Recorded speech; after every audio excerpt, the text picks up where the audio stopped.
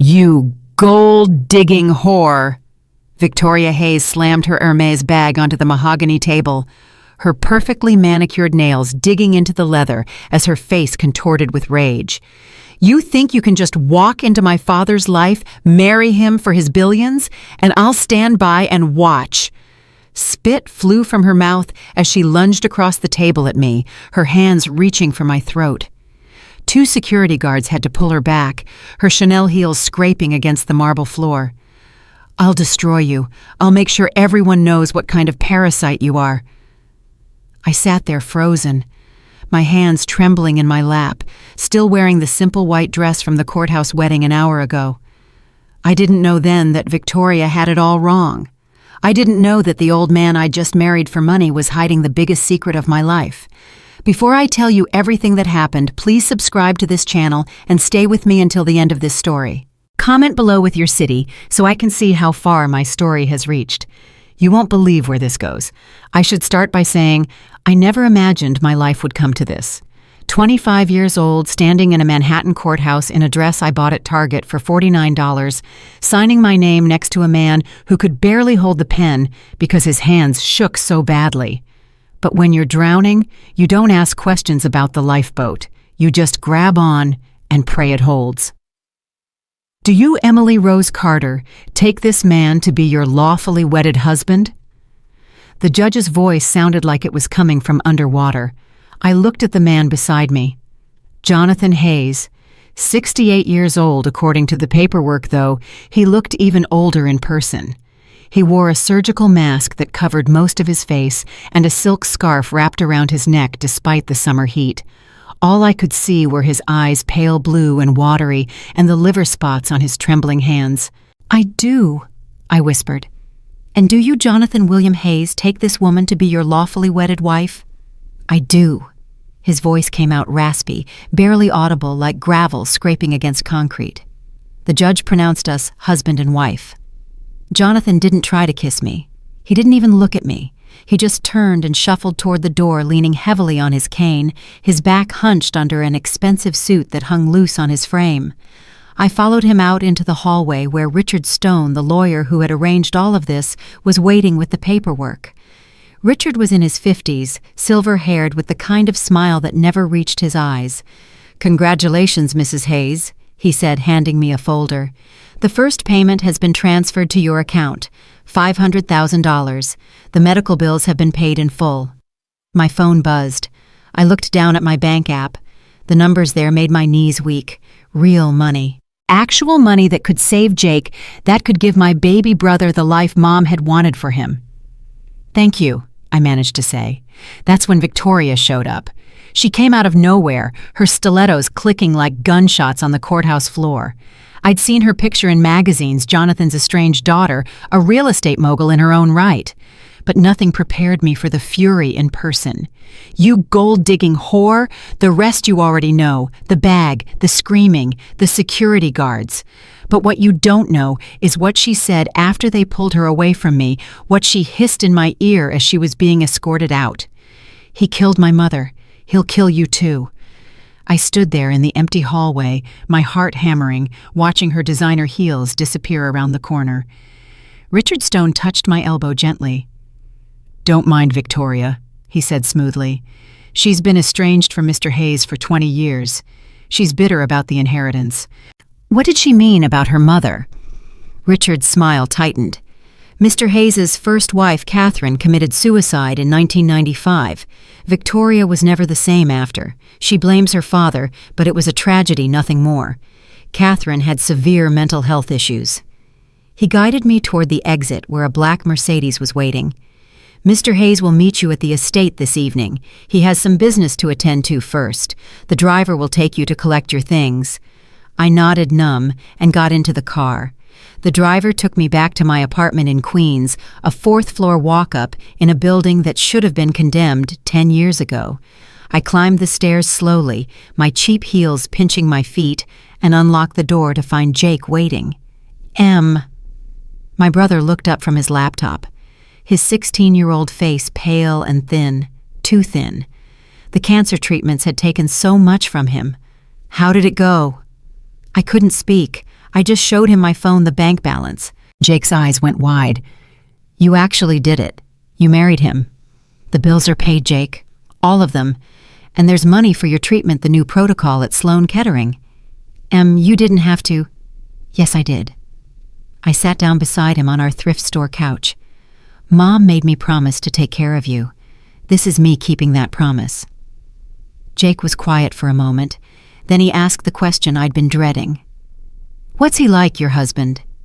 I thought about Jonathan Hayes with his masked face and shaking hands, the way he couldn't even look at me during the ceremony. Old? I said finally. Very old. And sick, I think.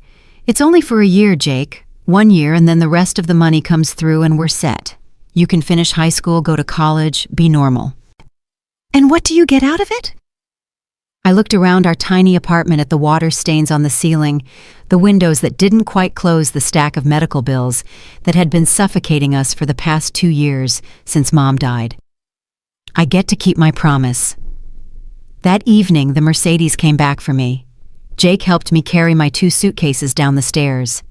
Everything I owned fit into 2 bags. That's what happens when you spend 2 years selling everything you have to pay for cancer treatments. I'll come visit, I promised, hugging him tight.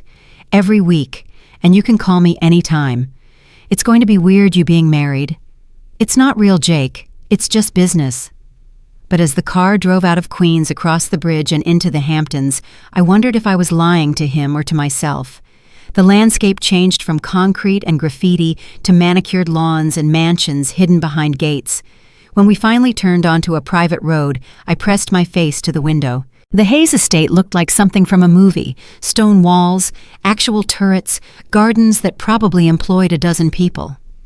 The Mercedes pulled up to the front entrance where a woman in her 60s was waiting, her gray hair pulled back in a neat bun, wearing a simple black dress. Mrs. Hayes, she said as I got out of the car, and the name made me flinch. I'm Margaret Powell, the head housekeeper. Welcome to Ashford House. Thank you, and please call me Emily.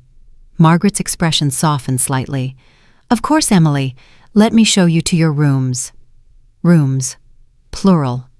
I followed her through a foyer with marble floors and a chandelier that probably cost more than my entire apartment building, up a sweeping staircase, down a hallway lined with paintings that looked old and expensive. The West Wing is yours, Margaret explained. Mr. Hayes resides in the East Wing. You'll have a bedroom, sitting room, private bath, and a small studio. Mr. Stone mentioned you were an artist. I was. I studied art before Mom got sick, before medical bills, before everything fell apart. Margaret opened a door, and I stepped into a suite bigger than my entire apartment. Floor-to-ceiling windows overlooking the ocean, a 4-poster bed with linens that looked like clouds, furniture that belonged in a museum. Dinner is at 7, Margaret said. Mr. Hayes dines alone in the East Wing, but your meals will be brought to you unless you prefer to eat in the dining room. He eats alone. Something flickered in Margaret's eyes. Pity, maybe. Mr. Hayes prefers privacy. You'll rarely see him, Emily. He keeps to himself. After Margaret left, I walked through my new prison, because that's what it felt like despite the luxury. A beautiful prison where I'd sold myself for a year to save my brother. I opened the closet and found it already filled with clothes, designer labels, my size. Someone had planned this carefully. My phone rang. Unknown number. Hello. Emily Carter. A woman's voice, sharp and cold. Who is this? Someone who wants to help you. Meet me tomorrow at Café Noir in Southampton. 2 p.m. Come alone. I don't even know who you are. I'm someone who knows the truth about Jonathan Hayes. If you want to survive the next year, you'll meet me. The line went dead. I sat on the edge of the bed, my hands shaking. Victoria's words echoed in my head. He killed my mother. The anonymous call. The locked East Wing. What had I gotten myself into? That night I couldn't sleep. I wandered through the West Wing, exploring rooms that seemed to have been prepared for me. The studio had top-of-the-line art supplies, canvases, paints I'd only dreamed of affording. Someone had stocked the bathroom with expensive products. The sitting room had shelves filled with books, and when I looked closer, I realized they were all titles I'd checked out from the library over the years. My favorite authors. How did they know? Around midnight I heard it. Music. Piano music coming from somewhere in the house. Chopin played beautifully, but with a melancholy that made my chest ache. I followed the sound to a door at the end of the hallway, the boundary to the east wing. The music stopped. I stood there in my borrowed nightgown, my hand hovering over the doorknob. On the other side was my husband, a man I'd spoken maybe 10 words to. A man who paid $2 million for a year of my life. A man whose daughter said he was a killer. I turned the handle. Locked. Don't. I jumped. Margaret had appeared behind me, silent as a ghost. "Mr. Hayes values his privacy," she said gently. "The East Wing is off limits." "Why, what's he hiding?" Margaret's expression was unreadable. "We all have secrets, Emily. Mr. Hayes more than most. But I've worked for him for 30 years, and I can tell you this, he's not what people think he is." "Then what is he?" "That's something you'll have to discover for yourself. But Emily," she touched my arm lightly, "don't judge him by his appearance. Don't judge him by what his daughter says. Judge him by his actions." She left me standing in the hallway, the echo of piano music still hanging in the air. The next morning I woke up to find breakfast laid out in my sitting room, fresh pastries, coffee fruit, a note in elegant handwriting. "Please make yourself at home. The grounds are yours to explore. The car and driver are available whenever you need them. J.H." I ate alone, watching the ocean through the window. At 1 p.m. I told the driver I needed to go into Southampton. He didn't ask why. Café Noir was one of those places where everything cost $30 and came on a tiny plate. I sat at a corner table nursing an overpriced latte, wondering if this was a mistake.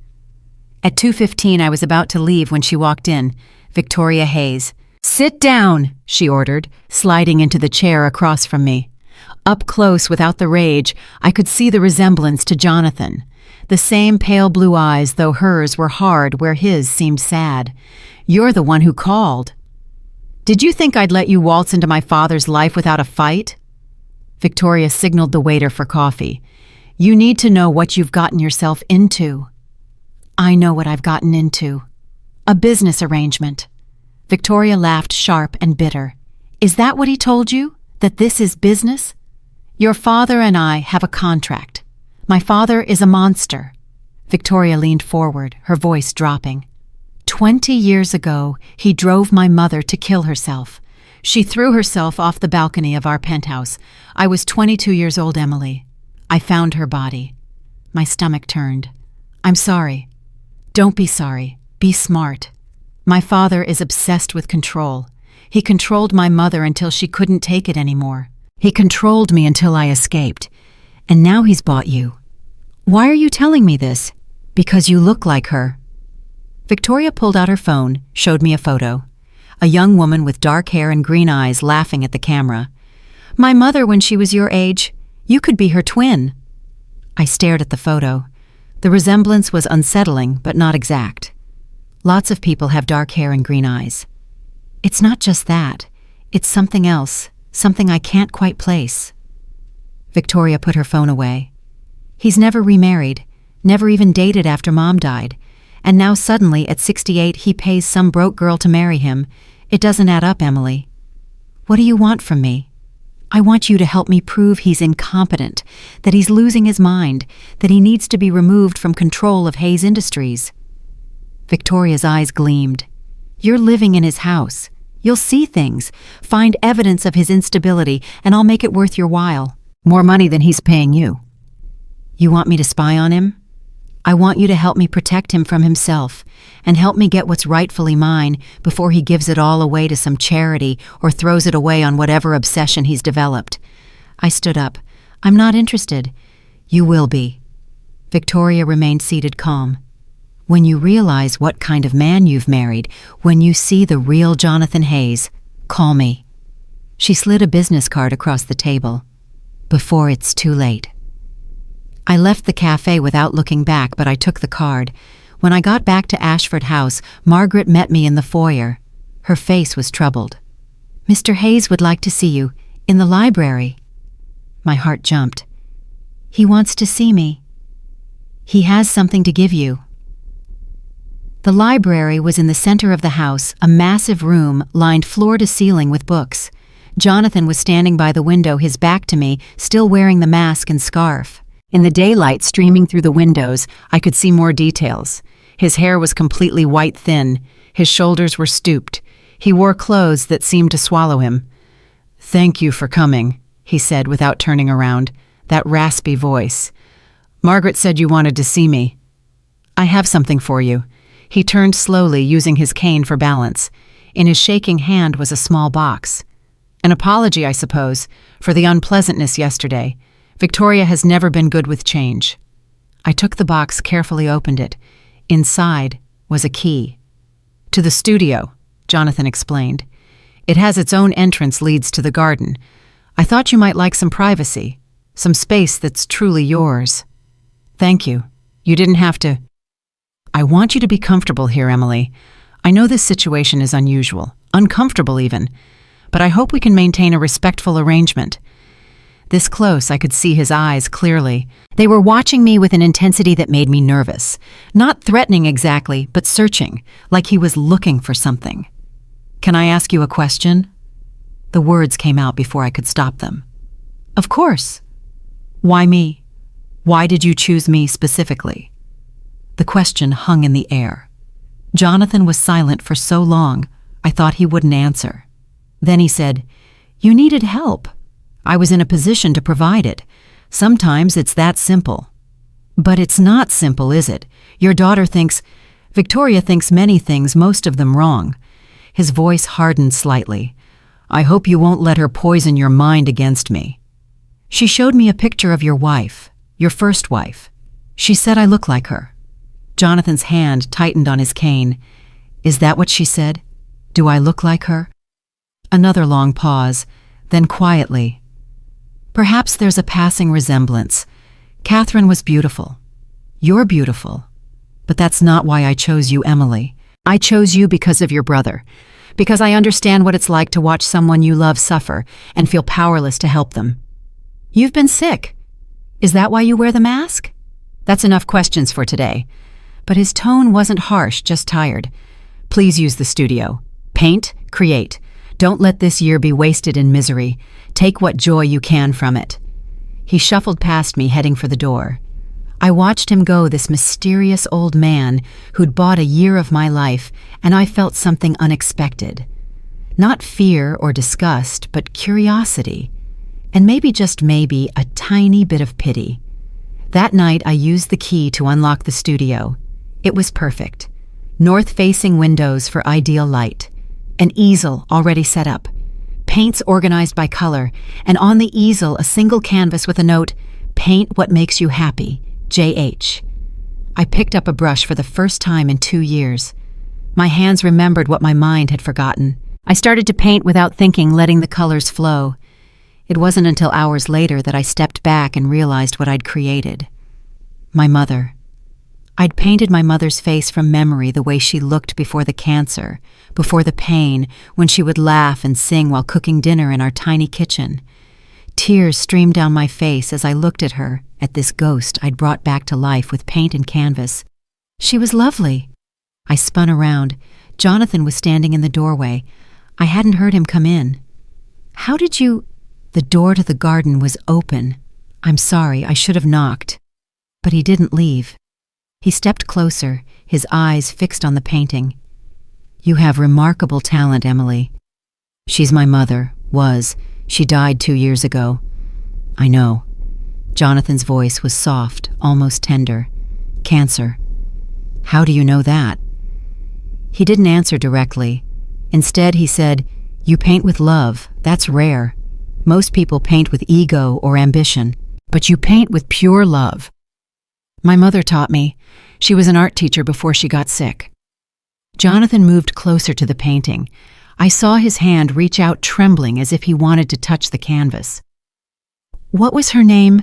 "Sarah. Sarah Miller, before she married my father." The reaction was immediate. Jonathan's whole body went rigid. His hand dropped. Behind the mask, I heard his breathing change, quick and shallow. "Are you okay? Should I call Margaret?" "Sarah Miller?" he repeated, barely audible. Your mother was Sarah Miller. Yes. Did you know her? He turned away abruptly. I need to go. I'm sorry. I shouldn't have intruded. Wait, Mr. Hayes? Jonathan, please, call me Jonathan. Jonathan, did you know my mother? He paused at the door, his back still to me. A lifetime ago, he said finally. I knew someone named Sarah Miller, but it was a different person, a different time. I'm sure it's just a coincidence. He left before I could ask anything else, but I knew he was lying. I pulled out my phone and called Jake. It's almost midnight. Jake, what was Mom's maiden name? Her full maiden name. Miller. Sarah Elizabeth Miller. Why? And where did she grow up? Manhattan, I think. Upper East Side. Her family was rich, but they disowned her when she married Dad. You know this, Em. What was her family's name? I don't know.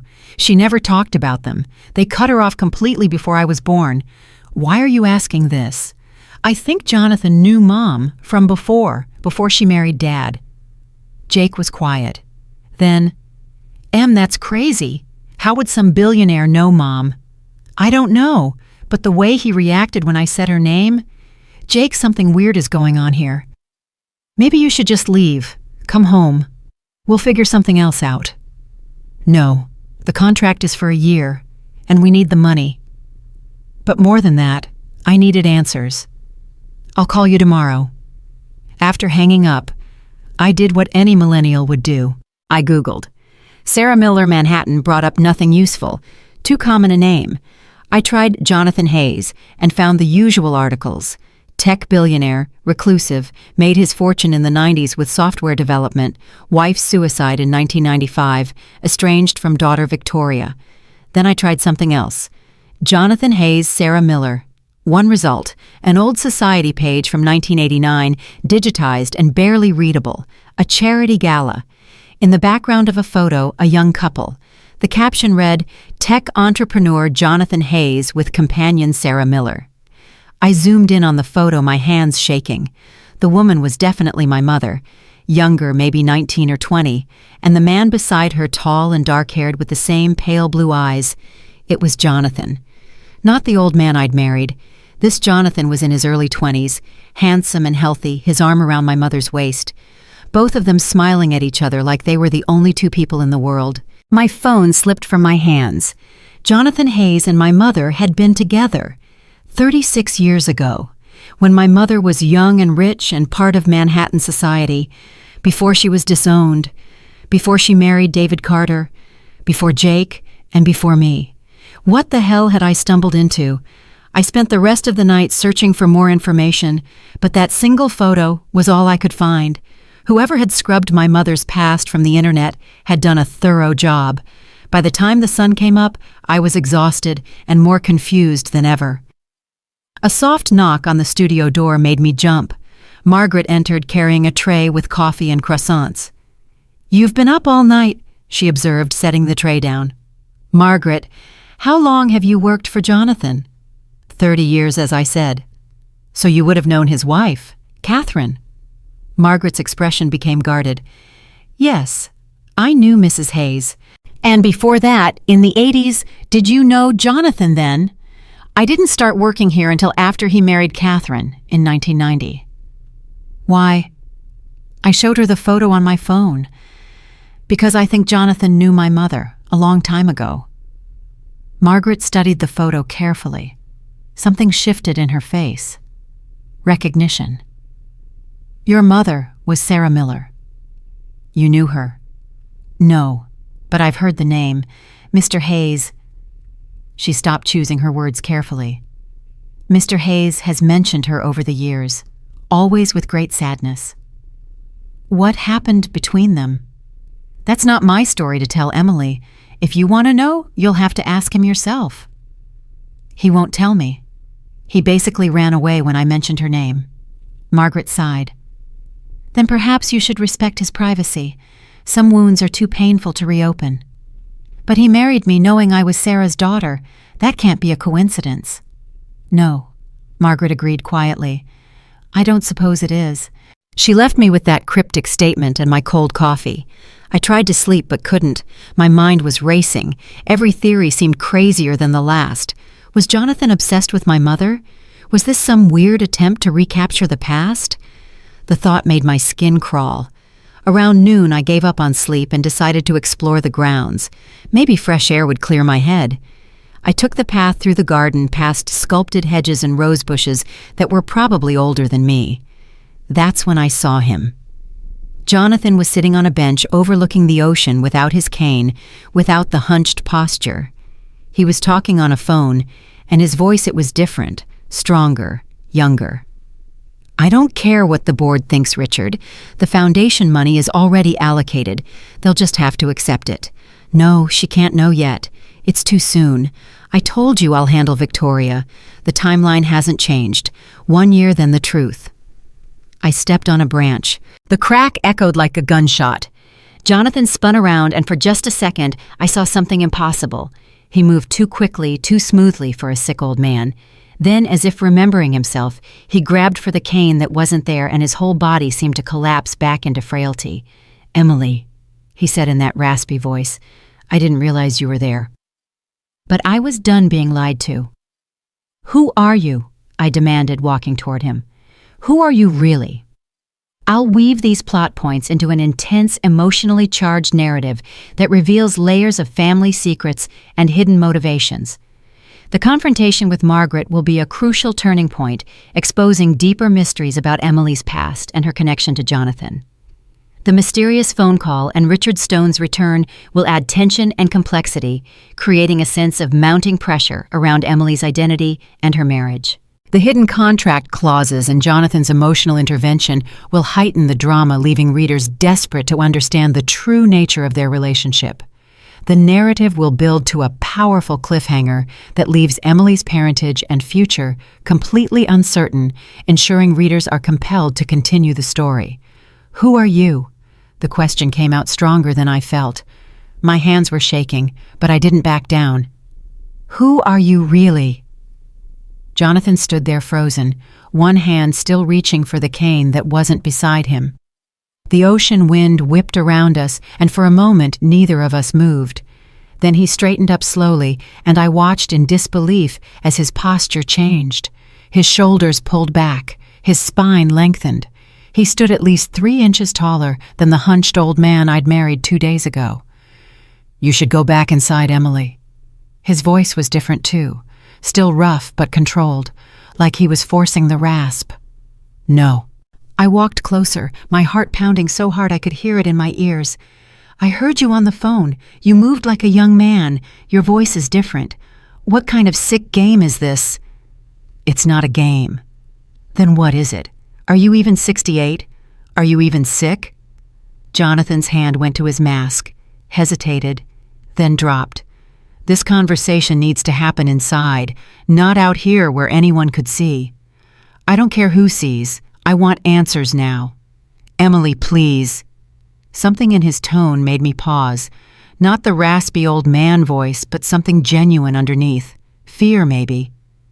"I'll tell you everything. I promise, but not like this. Not out here." Against my better judgment, I followed him back to the house. He moved carefully now, remembering to use the shuffling gait, but I'd seen the truth. This man was not what he pretended to be. Margaret was in the hallway when we entered. She took one look at both of us and said, "I'll make sure you're not disturbed." Then she disappeared, and I knew she understood exactly what was happening. Jonathan led me to his study, a room I hadn't been in before.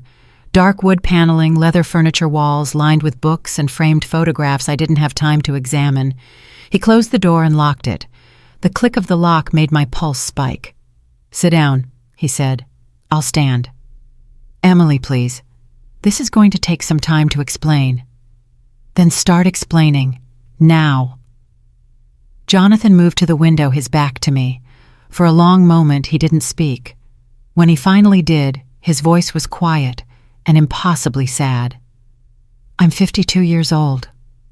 The room tilted. I grabbed the back of a chair to steady myself. "What? Not 68, 52.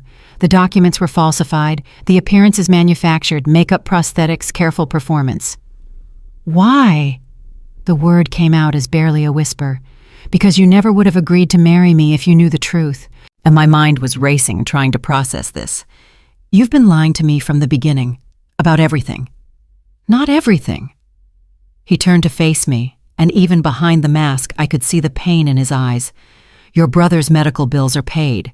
The money in your account is real. The contract is real. I haven't lied about any of that. Just about who you are. What you are. Anger was replacing the shock, now hot and sharp. You bought me under false pretenses. You manipulated me. I did what I had to do. To do what, play dress up, get your kicks pretending to be an old man while some desperate girl sells herself to you. No. The word came out harsh, and Jonathan took a step toward me. I backed away. He stopped immediately, raising his hands. No, Emily. God, no. This isn't about that. I've never touched you, have. I never asked for anything inappropriate. Then what is it about? What possible reason could you have for this insane charade? Your mother. The words hit me like a physical blow. I sank into the chair I'd been gripping. Sarah, Jonathan continued. Your mother, Sarah Miller. I loved her. We were going to get married. That was 36 years ago. 37. I was 21, she was 19. We met at Columbia, fell in love the way young people do, completely and recklessly. I was nobody then, just a kid with some ideas about computer software.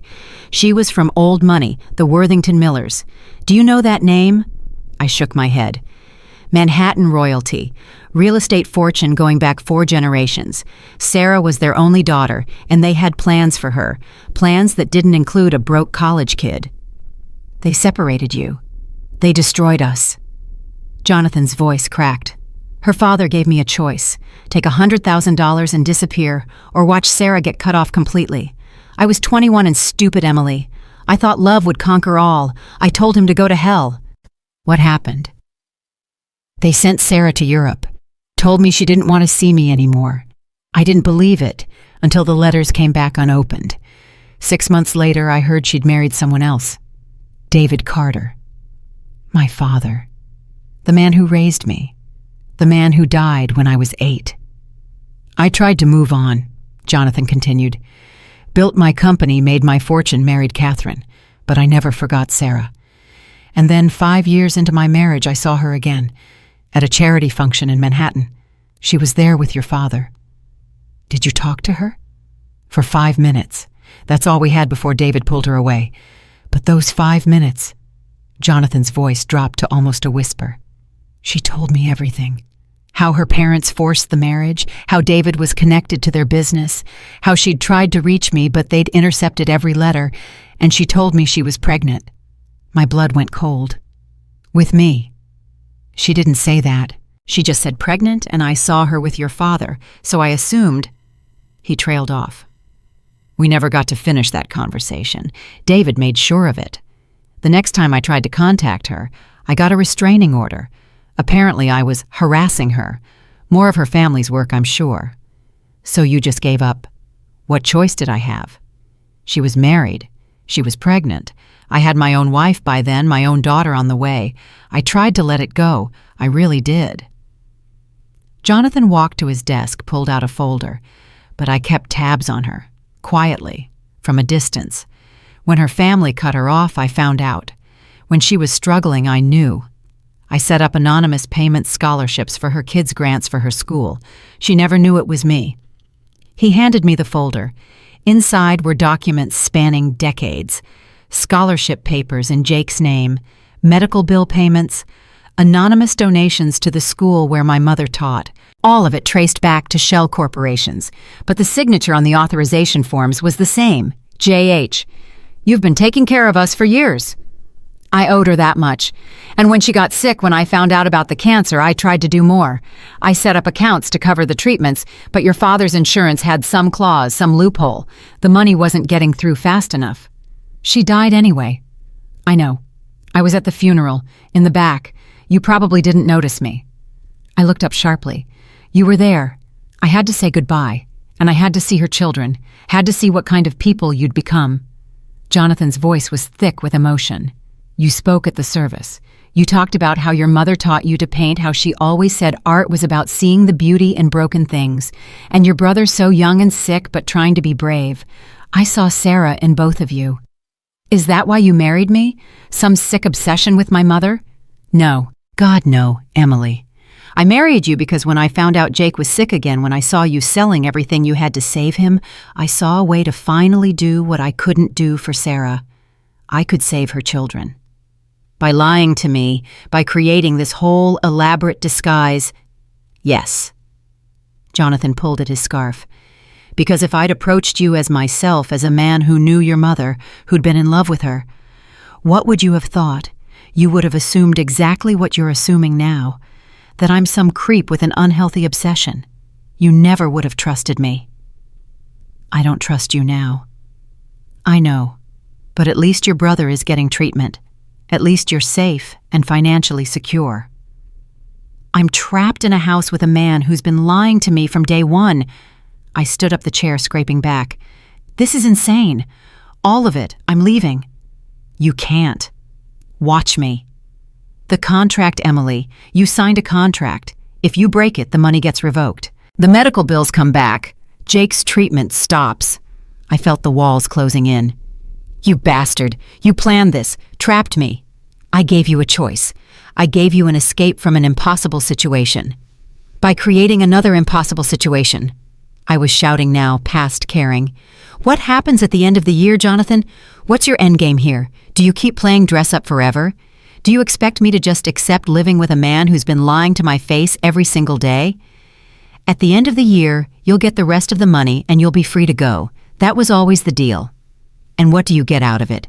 What's in this for you besides some twisted way to make up for losing my mother? Jonathan was quiet for a long moment. Then he said, I get to know that Sarah's children are taken care of. That's all I've ever wanted. I don't believe you. There's something else. Something you're not telling me. Before Jonathan could answer, someone started pounding on the study door. Margaret's voice came through urgent and worried. Mr. Hayes, Ms. Victoria is here with her lawyers. She's demanding to see you immediately. Jonathan swore under his breath. Tell her I'm not available. She says she has a court order, something about a competency hearing. She's threatening to break down the door. I looked at Jonathan. What is she talking about? Victoria's been trying to have me declared mentally incompetent for months. She wants control of the company, the fortune, everything. He moved to the door. If she sees me like this, if she realizes I'm not actually an elderly man in decline, the whole plan falls apart. Good. Maybe it should fall apart. Emily, please. Just give me time to handle this. But Victoria wasn't waiting. The pounding got louder, and then I heard a crash. She'd apparently brought more than lawyers. Jonathan made a decision. He grabbed my arm, pulled me toward a door I hadn't noticed before, hidden behind a bookshelf. Where are we going? The East Wing. She can't follow us there without violating a dozen property laws. He pushed the bookshelf and it swung open on hidden hinges. Come on. I followed him through the passage, hearing Victoria's voice getting closer behind us. The passage was narrow and dark, lit only by small emergency lights. Jonathan moved quickly now, not bothering with the old man act. We emerged into a hallway I'd never seen before. The East Wing. Jonathan locked the door behind us and leaned against it, breathing hard. She's getting desperate, he muttered. Richard warned me she was planning something, but I didn't think she'd move this fast. Why does she hate you so much? Because I wouldn't let her turn Hayes Industries into a real estate empire. Because I've been donating money to charities instead of increasing her inheritance. Because she blames me for her mother's death, and maybe she's right to. I looked around the hallway. It was different from the West Wing. More personal. Lived in. There were photographs on the walls, and as my eyes adjusted, I saw faces I recognized. My mother, young, laughing, and dozens of photos with a young Jonathan. On a beach. At a restaurant, dancing at what looked like a wedding. They were happy in every single picture. You kept all of these, I whispered. I kept everything. Every letter she wrote before her parents intercepted them, every photograph, every memory. Jonathan moved down the hallway, and I followed, drawn by the images of my mother as I'd never seen her. This wing is my shrine to what I lost. Pathetic, I know. It's not pathetic. It's sad. We reached a door at the end of the hall. Jonathan hesitated before opening it. There's something else I need to show you. Something I should have told you from the beginning, but I was afraid you'd run. He opened the door. Inside was an office with a massive desk covered in papers and files, but what made me gasp were the walls.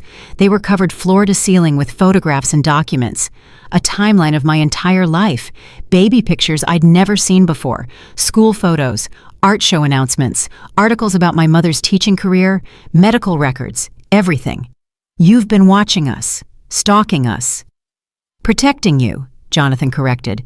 Making sure you were safe, that you had opportunities. When you got that scholarship to Pratt, that was me. When Jake got accepted to that special program at the hospital, that was me too. I felt sick. How long have you been doing this? Since you were born, since the moment I found out Sarah had a daughter. He walked to the desk, picked up a file. Emily, there's something you need to know, something about your father, about David Carter. What about him? He wasn't a good man. I know you were young when he died and maybe you have good memories, but the truth is, he was abusive. Your mother tried to hide it, tried to protect you kids, but I knew. I had investigators watching to make sure you were safe. You had no right. He put her in the hospital 3 times that I know of, always explained away as accidents. Falls car trouble, the usual excuses. Jonathan's voice was hard, now angry. When he died in that car accident when you were 8, I'll admit I wasn't sorry. The room was spinning. I remembered my father vaguely. Tall, stern, but I'd been so young. My mother had always said he loved us in his way. Why are you telling me this? Because you need to understand what Sarah went through, what she sacrificed, and why I've spent the last 25 years trying to make up for not being able to save her from him. I sank into a chair, overwhelmed. This is too much, all of it. Jonathan knelt beside my chair, and even with the mask on, I could see the intensity in his eyes. I know this is a lot to process, but Emily, I need you to understand something. I never meant to hurt you. Everything I've done has been to protect you and Jake. You're Sarah's children. You're all I have left of her. We're not consolation prizes for losing your girlfriend 30 years ago. No, you're not. You're so much more than that. He reached up, and before I could stop him, he pulled off his mask. I gasped. The face underneath was nothing like the old man I'd married. Yes, there were lines around his eyes, some gray in his dark hair, but this was a man in his early 50s, handsome in a weathered way, with those same pale blue eyes I'd been staring at for days, but now set in a completely different face. This is me, he said quietly. The real me. Jonathan Hayes, 52 years old, still in love with a woman who died 2 years ago, and trying desperately to protect the only part of her that's left in this world. I couldn't speak, couldn't move. My husband, who I'd thought was an old man, was younger than some of my professors at Pratt, young enough to be my father. The thought made me freeze. Emily, are you all right? How old were you when my mother got pregnant with me? Jonathan frowned. I wasn't with your mother then. She was married to David. But you saw her. You said you saw her at a charity event when she was pregnant. Yes, but she was with David. I assumed the baby was his. Did you assume, or did you know? Understanding dawned in Jonathan's eyes. Emily, what are you asking? I'm asking if there's any possibility that David Carter wasn't my biological father. The silence that followed was deafening. I watched emotions flicker across Jonathan's uncovered face. Shock, hope, fear, realization. When is your birthday? He asked hoarsely. September 15th. Why? Jonathan stood up, went to his desk, started pulling out files with shaking hands. The charity gala, where I saw your mother, was December 20th. She said she was pregnant, but she didn't say how far along. If she was showing in December and I was born in September, that means she got pregnant around, I did the math, around February or March of that year. February 10th, Jonathan whispered. There was a snowstorm. Sarah called me from a payphone, said she'd managed to slip away from David for a few hours. We met at a hotel, the Carlisle. It was the only time in 5 years we'd been alone together. He looked at me, and I saw tears streaming down his face. One afternoon, that's all we had, and then she disappeared again. I never heard from her directly after that. Everything went through lawyers and restraining orders. You think I'm yours? I don't know. I never knew. She never said, and I never dared to hope. He was pulling out more files, now medical records. But it would explain so much. Why her family cut her off around that time. Why David became more controlling. Why she looked at you with such fierce love mixed with sadness. This is insane. There's a way to know for sure. DNA test. I have samples in the medical records from Jake's treatments. We could run a comparison. No. I stood up, backing away. No, I'm not doing this. I'm not turning my entire life upside down based on your obsession with my dead mother. Emily, if you're my daughter, then this whole thing becomes even more sick. You married your own daughter. You paid her to be your wife. I didn't know, I swear to God I didn't know. If I had even suspected, I never would have proposed the arrangement this way. I would have just helped you, given you money as your father, not as, you're not my father. David Carter was my father, whatever his faults. He raised me. He was there. You were just some creep taking pictures from a distance. The words were cruel, and I knew it, but I was drowning, and I needed to hurt him the way I was hurting. Jonathan flinched like I'd slapped him. You're right. I'm sorry. I've handled this all wrong. A phone rang. Not Jonathan's, mine. I pulled it out, saw Jake's number. I need to take this. Of course, I answered, turning away. Jake. Em, where are you? I've been calling for hours. He sounded panicked. Something weird is happening. Some woman came by the apartment asking questions about Mom, about her family, about when I was born. My blood ran cold. What woman? She said her name was Victoria Hayes. She said she was your husband's daughter and that she was trying to protect you from him. I spun around to look at Jonathan, who'd gone pale. What did you tell her? Nothing. I told her to leave. But she said something else. She said she had proof that Jonathan Hayes has been watching our family for years. She said she could prove he's dangerous. Jake, listen to me. Don't talk to her again. Don't open the door if she comes back. Don't tell her anything. You're scaring me. What's going on? I'll explain everything soon. Just stay inside, lock the doors, and call me if anything else happens. Okay. But whatever's happening, we can just give the money back. We can figure something else out. You don't have to stay there if you're not safe. Sweet, brave Jake. I'm safe, I promise. I'll call you tonight. I hung up and faced Jonathan. Victoria's going after Jake now. She's trying to turn him against you. She's trying to find leverage.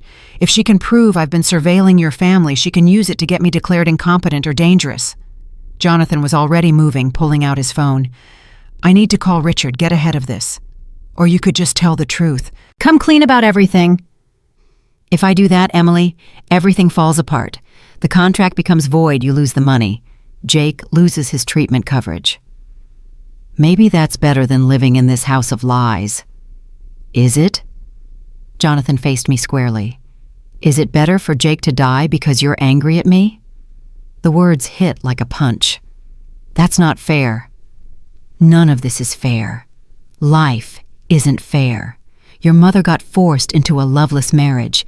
I lost the love of my life. You had to sell yourself to save your brother, and we're all just doing the best we can with impossible situations. By lying, by manipulating, by surviving. He was shouting now, too. All pretense of the old man completely gone. I did what I had to do to protect Sarah's children, and I won't apologize for that. Maybe my methods were wrong, maybe I should have found another way, but I didn't. And here we are. Here we are, I repeated bitterly. Married to each other under completely false pretenses, maybe related by blood, definitely trapped in the most dysfunctional situation I've ever heard of. So what do you want to do? Walk away, break the contract, condemn Jake to whatever happens when the money runs out. I hated him in that moment. Hated him for being right, for trapping me, for loving my mother, for maybe being my father, for all of it. I want the truth. All of it. No more secrets. No more lies. Jonathan nodded slowly. All right, but not here. Victoria could break through any minute. Come with me. He led me deeper into the east wing to a room that looked like it had been frozen in time. My mother's things were everywhere, her paintings on the walls, her books on the shelves, a sweater draped over a chair like she'd just taken it off. I bought these from estate sales after she died. Everything her family sold off I tracked down and brought here. Jonathan touched the sweater gently. This is how I remember her, young and alive and full of dreams. I picked up one of the paintings. It was good, better than I'd expected. A landscape with a small figure in the distance. She painted this when she was pregnant with you, Jonathan said. I know because it sold at auction with her other work, and there was a date on the back, March 1999. She was 3 months along. I turned the painting over. March 15th, 1999. 6 weeks after the snowstorm, after the afternoon at the Carlisle. She knew, I whispered. She knew you might be my father, and she painted anyway. She didn't run. She didn't hide. She was the strongest person I ever knew. Then why did she stay with David? If she knew I was yours, why didn't she leave? Because David had the power. He had connections to her family, to their money, to everything. And maybe because she loved me enough to protect me from the scandal. The Worthington Millers would have destroyed me if they'd known. They still could if this gets out. I set down the painting. I need to think. I need time to process all of this. I understand.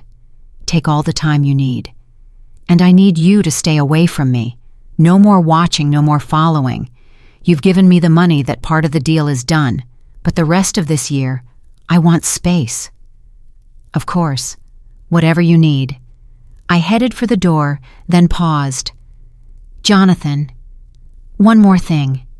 Yes. Are you going to take the DNA test? He was quiet for a long moment. Only if you want me to. It's your choice, Emily. It's always been your choice. I left him there, surrounded by my mother's ghost, and made my way back through the hidden passages to the West Wing.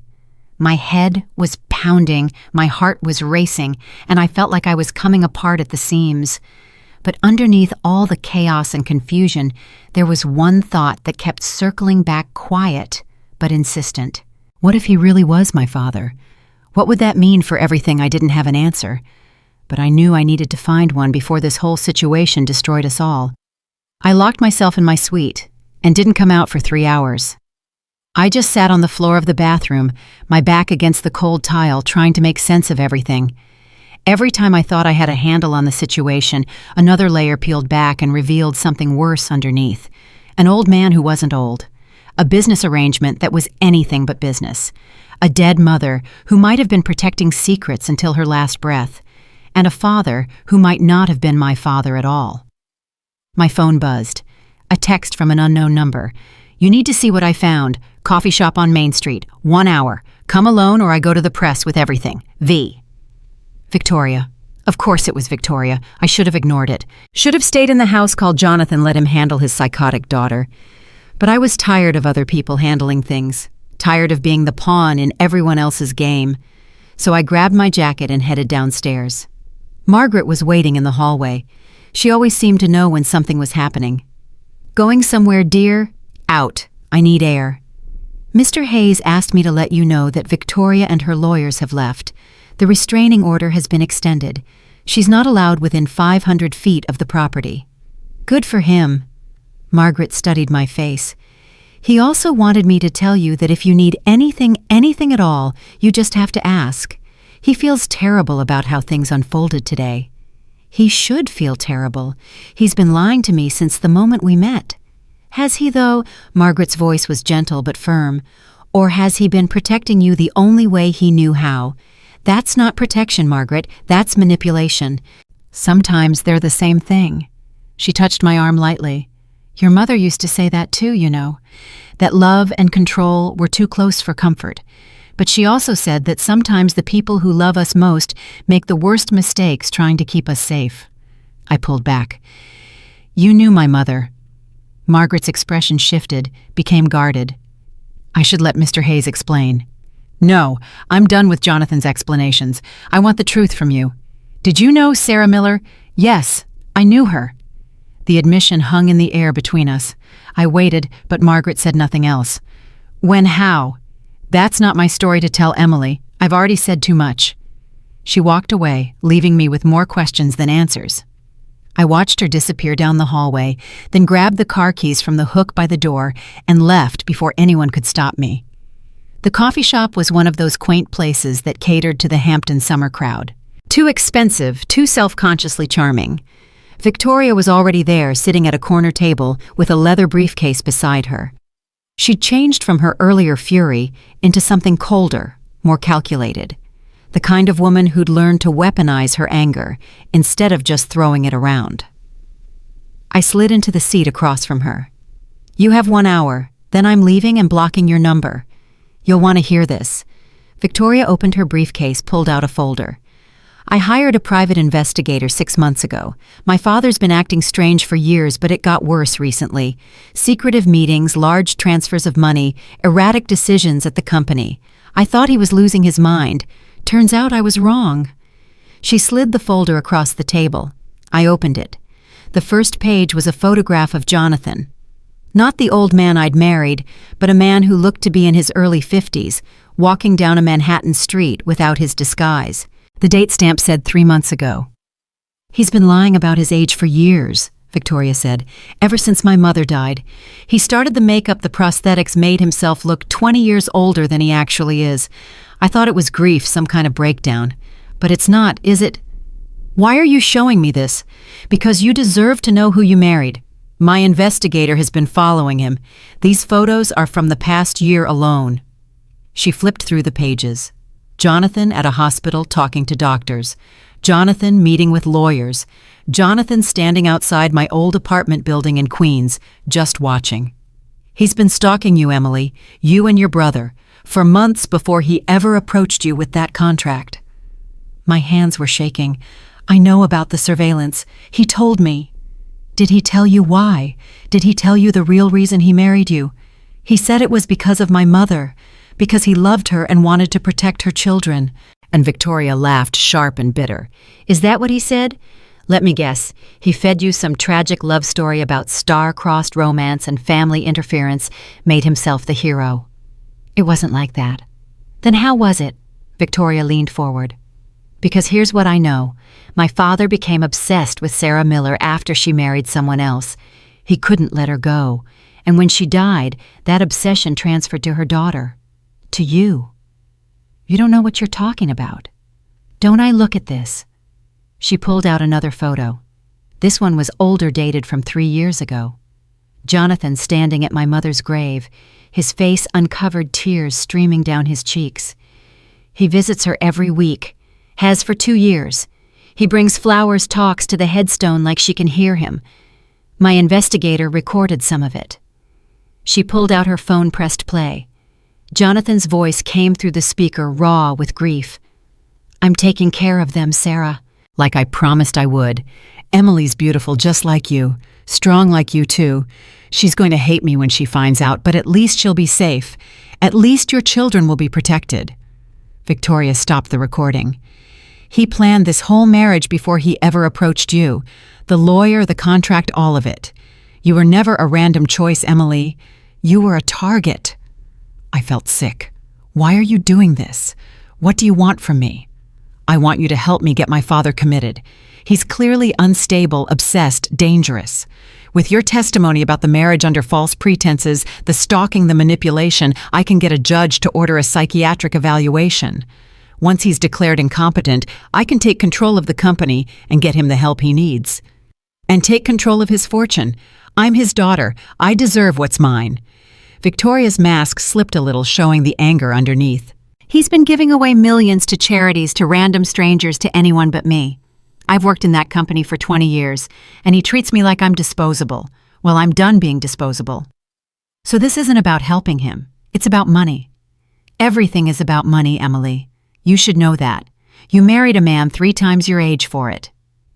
I stood up. I'm not helping you destroy him. Even knowing what he is, what he's done, I don't know what he is yet, but I know what you are. You're angry and greedy, and you'll say anything to get what you want." Victoria's smile was cold. "You're making a mistake. I have enough evidence to go to the press with or without your help. Reclusive billionaire stalks young woman, manipulates her into marriage. How do you think that plays out for you, Emily? For your brother? Are you threatening me? I'm giving you a choice. Help me or watch everything collapse. Your reputation, your brother's treatment, all of it. I can make your life hell. Get in line." I walked out before she could say anything else. My hands were shaking so badly I could barely get the key in the car ignition. I sat there in the parking lot, Victoria's words echoing in my head. "He planned this whole marriage before he ever approached you. You were a target." Was that true? Had Jonathan been manipulating me from the start? The art supplies in the studio, the books that matched my taste, the way everything seemed perfectly designed for me. Had any of it been coincidence? I drove back to the estate on autopilot, my mind racing. When I pulled up to the house, Richard Stone was standing by the front door, his silver hair gleaming in the afternoon sun. He looked worried. "Emily, thank God. We need to talk." "About what?" "About Victoria. She's filed a petition with the court. She's claiming Mr. Hayes is mentally incompetent and that your marriage is evidence of it. There's going to be a hearing in 3 days." "Can she do that?" "With the right evidence, yes. And she has investigators' photos recordings. She's building a case." Richard gestured toward the house. "Mr. Hayes is waiting in the library. He needs to speak with you about how to proceed." "I don't want to see him right now." "Emily, this is serious. If Victoria succeeds, the marriage contract becomes void. You lose everything. Your brother loses his treatment coverage." "I know what I lose." The words came out sharper than I intended. "Everyone keeps telling me what I'll lose. What about what I've already lost? My dignity, my trust, my sense of reality." Richard's expression softened. "I understand you're angry. You have every right to be. But right now, we need to focus on protecting you and Jake. Victoria won't stop until she gets what she wants." "And what does Jonathan want? Really? You should ask him that yourself." I found Jonathan in the library standing by the window without his disguise. He'd changed into jeans and a sweater, looking more like a college professor than a billionaire or an old man. When he turned to face me, I saw the exhaustion in his eyes. "Emily, Richard told you about the hearing. He told me Victoria's trying to destroy you. Seems like a family trait." "I deserve that. You deserve worse than that." I walked further into the room. "Did you plan this whole thing from the beginning? The marriage, the contract, all of it?" "Yes and no. I'd been watching your family for years, making sure you were safe. When Jake got sick again and I saw how desperate things had become, I saw an opportunity to help. The marriage was Richard's idea, actually, a way to transfer money legally without raising questions." "Why not just give us the money? Why all the theatrics?" "Because you never would have accepted it. You're too proud, too independent, just like your mother." Jonathan moved closer. "If I'd approached you as myself and offered you millions out of nowhere, what would you have done?" "I would have told you to go to hell." "Exactly. But a business arrangement, a contract with clear terms, that was something you could justify, something you could accept. So you manipulated me into accepting your help by making me think I was selling myself. I gave you agency in an impossible situation. I gave you a choice. A choice based on lies, based on necessity." Jonathan's voice rose to match mine. "Your brother was dying, Emily. You were drowning in debt, about to lose everything. I did what I had to do to save you. I didn't need saving. I needed honesty. Would honesty have kept Jake alive? Would it have paid the medical bills?" I wanted to scream at him to throw something, but he was right, and that made it worse. I sank into a chair. "Victoria has recordings of you at my mother's grave. She has photos of you following us. She's going to paint you as a dangerous stalker." "I know. Richard's trying to suppress the evidence, but some of it will get through. She wants me to testify against you, to help her prove you're incompetent." Jonathan went very still. "Are you going to—" "I don't know." The honesty felt strange. "Part of me wants to. Part of me wants to watch your whole world burn for what you've done." "I understand." But the other part of me knows that Jake will suffer if I do, and I can't do that to him. So congratulations, Jonathan. Your manipulation worked. You've got me exactly where you want me. That's not what I want. Then what do you want, really? Because I don't believe the grieving lover story anymore. There's something else. Something you're still not telling me. Jonathan sat down across from me. His shoulders slumped. For a moment, he looked every bit the 68 years he'd been pretending to be. When your mother died, I wasn't just sad. I was destroyed. Because the last time I saw her about a month before the cancer took her, she managed to get a message to me through an old friend. She wanted to meet. One last time. My breath caught. You saw her before she died. For 20 minutes in a hospital cafeteria while Jake was in treatment and you were at work. She was so thin, Emily, so fragile. The cancer had taken so much from her, but she was still beautiful. Still Sarah. His voice broke. She told me everything. About David's abuse, about how her family had controlled her whole life, about all the things she'd wanted to do but never could. And then she told me about you. What about me? She said you were the best thing she'd ever done, that you had her love of art and her stubbornness and her heart. She made me promise to watch over you and Jake after she was gone, to make sure you had chances she never had. So you married me to keep a promise to a dying woman. I married you to give you a future. To make sure you wouldn't end up like Sarah, trapped by circumstances, unable to pursue your dreams. My dreams? You don't know anything about my dreams, don't I? You wanted to be an artist, a real one, not just someone who paints in their spare time between shifts at a diner. You wanted to show your work in galleries to create something that mattered, but you gave all that up to take care of Jake, to pay bills to survive. The words hit too close to home. Stop. The studio I set up for you, the supplies, those aren't manipulations, Emily. They're gifts. Chances to reclaim what you lost, to become who you were meant to be before life got in the way. You can't just buy someone's dreams. I'm not buying them. I'm removing the obstacles so you can pursue them yourself. Jonathan leaned forward. In 1 year, when the contract ends, you'll have financial security. Jake will be healthy. You'll be free to paint, to apply to programs, to build the life you want. That's all I'm trying to give you. And what about the DNA test? What about the possibility that you're my father? His face went pale. What do you want to know? Did my mother tell you, in that hospital cafeteria, did she confirm that I'm yours? She said, Jonathan's voice was barely audible. She said there were things she couldn't tell me, secrets she had to keep to protect the people she loved. She said that some truths were too dangerous to speak out loud. That's not an answer. It's the only answer she gave me. And then she made me promise not to dig, not to investigate, not to try to find out. She said the not knowing was a kindness, and I had to trust her on that. But you didn't trust her. You've been investigating, watching, trying to figure it out. I've been protecting you, that's different. Is it? I stood up, started pacing. Because from where I'm standing, it looks like you've been trying to play God with our lives, deciding what we need to know, what we don't, what we deserve. Maybe I have. Maybe I've been wrong about all of it. Jonathan stood too. But I can't undo it now. All I can do is move forward and try to do better. My phone buzzed. A text from Jake. I'm at the hospital. Emergency. They need you here now. Everything else vanished. I have to go. Jake's in the hospital. I'll drive you. No, I need to do this alone. Emily, please, let me help. You've helped enough. I ran out to the car, my heart pounding. Jake couldn't be having another crisis. Not now. Not when everything was already falling apart. I called his number, but it went to voicemail. I called again. Nothing. The drive to the hospital took 20 minutes that felt like 20 hours. I parked illegally and ran inside, barely remembering to grab my purse. The woman at the desk directed me to the oncology floor, where a nurse I recognized from Jake's previous treatments met me. Where is he? What happened? He's stable now. It was a severe reaction to the new medication protocol. We caught it in time, but it was close. Can I see him? Room 412. But Emily, there's something else you should know. The insurance company flagged his account. They're questioning the payment source for his treatment.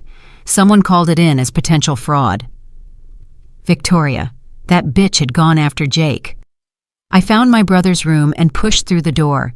He was lying in bed pale and hooked up to monitors, but his eyes were open, and he managed a weak smile when he saw me. "Hey, Em." "Don't you hey Em me. What happened?" "New meds didn't agree with me, I guess, but the doctors say once we adjust the dosage, I should be fine." I sat on the edge of his bed, taking his hand. The nurse said something about insurance problems. "Yeah, some investigator called, said they needed to verify the payment source. Asked a bunch of questions about your husband." Jake squeezed my hand. "Em, what's really going on? Why would someone be investigating how we're paying for my treatment?" Before I could answer, the door opened. Jonathan walked in back in his old man disguise, moving with the careful shuffle of someone elderly and frail. But I could see the concern in his eyes, the way he looked at Jake, like he was seeing something precious and fragile. "I hope I'm not intruding. I heard there was an emergency." Jake looked between us. "Mr. Hayes, you didn't have to come all this way." "Of course I did. You're family now, in a manner of speaking." Jonathan stayed by the door, as if afraid to come closer. "How are you feeling?" "Like I got hit by a truck, but I'll live. Thanks to you. The doctors say this new treatment protocol is exactly what I need. I'm glad I could help." Jonathan's voice was soft, almost tender. "Your sister speaks very highly of you. She's very protective." "She's the best." Jake smiled at me. "Gave up everything to take care of me. I don't know what I'd do without her." "You'll never have to find out," I said firmly. A doctor entered, clipboard in hand. "Miss Carter, I need to speak with you about your brother's treatment plan and the payment situation." "I'll step out," Jonathan said quickly. "No." The word surprised even me. "Stay. You're paying for it. You should hear this too." The doctor looked uncertain, but nodded. "The insurance company has frozen payment pending an investigation into the source of funds. They're claiming potential fraud or money laundering. Until it's resolved, we can't proceed with the next round of treatment." "How long will that take?" "Could be weeks, maybe months." "He doesn't have months." I stood up, fury replacing fear. "He needs treatment now." "I understand, but without payment authorization." "I'll pay out of pocket." Jonathan pulled out his phone. "Whatever it costs. Transfer the funds directly." "Mr. Hayes, that's not necessary." "It's absolutely necessary." He looked at the doctor.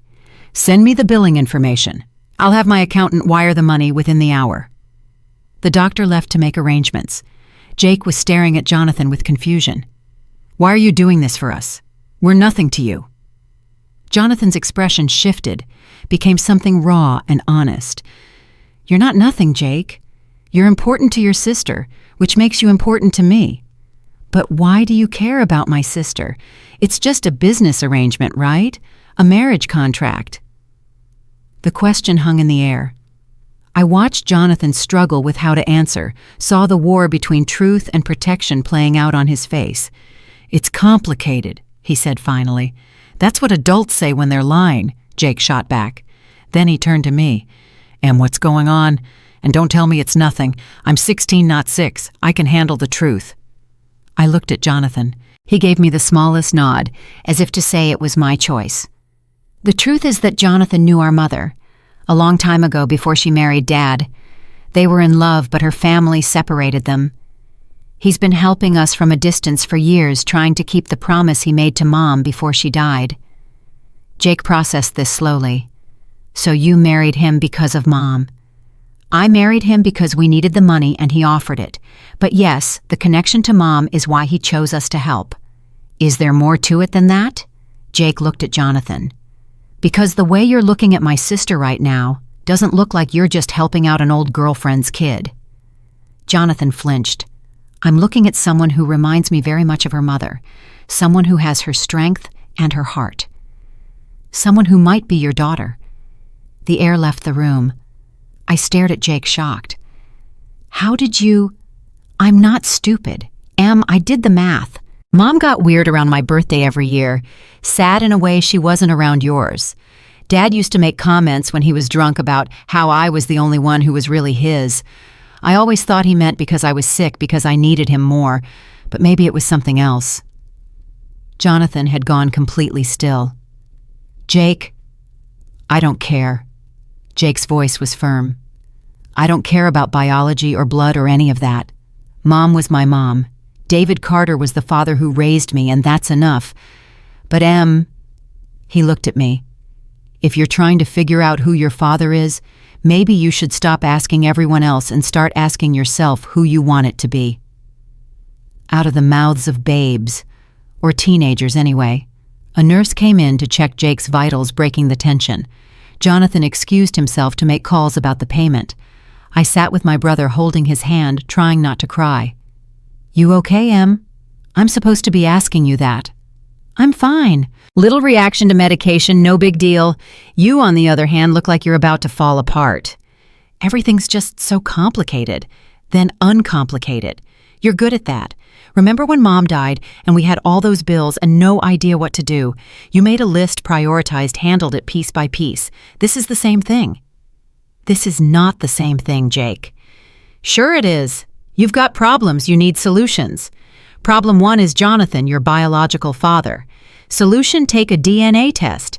Problem 2, do you trust him? Solution: figure out if his actions match his words. Problem 3, what happens at the end of the year? Solution: decide what you actually want your life to look like." "When did you get so wise? Terminal illness gives you perspective." He said it lightly, but I saw the shadow behind his eyes. "Seriously, Em, life's too short to waste time being confused. Make a decision and live with it." Jonathan returned with confirmation that the payment had been processed. The treatment would continue. Jake thanked him with genuine warmth, and I saw something pass between them. Recognition, maybe, or connection. Something that had nothing to do with DNA and everything to do with being two people who loved the same stubborn woman. After the nurses settled Jake for the night, Jonathan and I walked out to the parking lot together. The sun was setting, painting the sky in shades of orange and pink. It would have been romantic if everything wasn't so messed up. "Thank you for paying for his treatment," I said. "Again, you don't have to thank me. It's what the contract—" "Forget the contract. I'm thanking you as a person for helping my brother. So just say you're welcome and leave it at that." "You're welcome." We reached my car. I unlocked it but didn't get in. "Jake was right," I said, "about me needing to decide who I want you to be. Father, husband, stranger, savior. You've been all of them and none of them, and I can't keep living in this limbo. What do you want me to be, Emily?" The question was simple, but the answer was anything but. "I want you to be honest. No more disguises, no more games. If we're going to get through Victoria's hearing, if we're going to survive the next year, I need to know exactly who you are." Jonathan reached up and slowly removed his mask. Standing there in the parking lot in the fading light, he looked vulnerable in a way I'd never seen before. "This is who I am. 52 years old, still in love with a woman who died 2 years ago, terrified I'm going to fail her children the way I failed her. I don't have all the answers, Emily. I don't know if I'm your father. I don't know if I did the right thing with the marriage arrangement. All I know is that I'm trying my best to keep a promise, and I'm probably screwing it up spectacularly." The honesty hurt more than the lies, because lies I could be angry at, lies I could fight. But this raw vulnerability, this admission of fear and failure that was harder to defend against. "I want to take the DNA test," I heard myself say. "Not because Victoria wants ammunition. Not because you want answers, because I need to know who I am." "Okay, we'll set it up tomorrow. And I want you to testify at the hearing. Tell the truth about everything. The disguise, the stalking, all of it. Let the chips fall where they may. That could destroy the contract. Could destroy everything. Then maybe it should be destroyed. Maybe we should start over with honesty instead of manipulation." Jonathan was quiet for a long moment. Then he said, "If that's what you want, I'll do it. I'll tell the truth and accept whatever consequences come."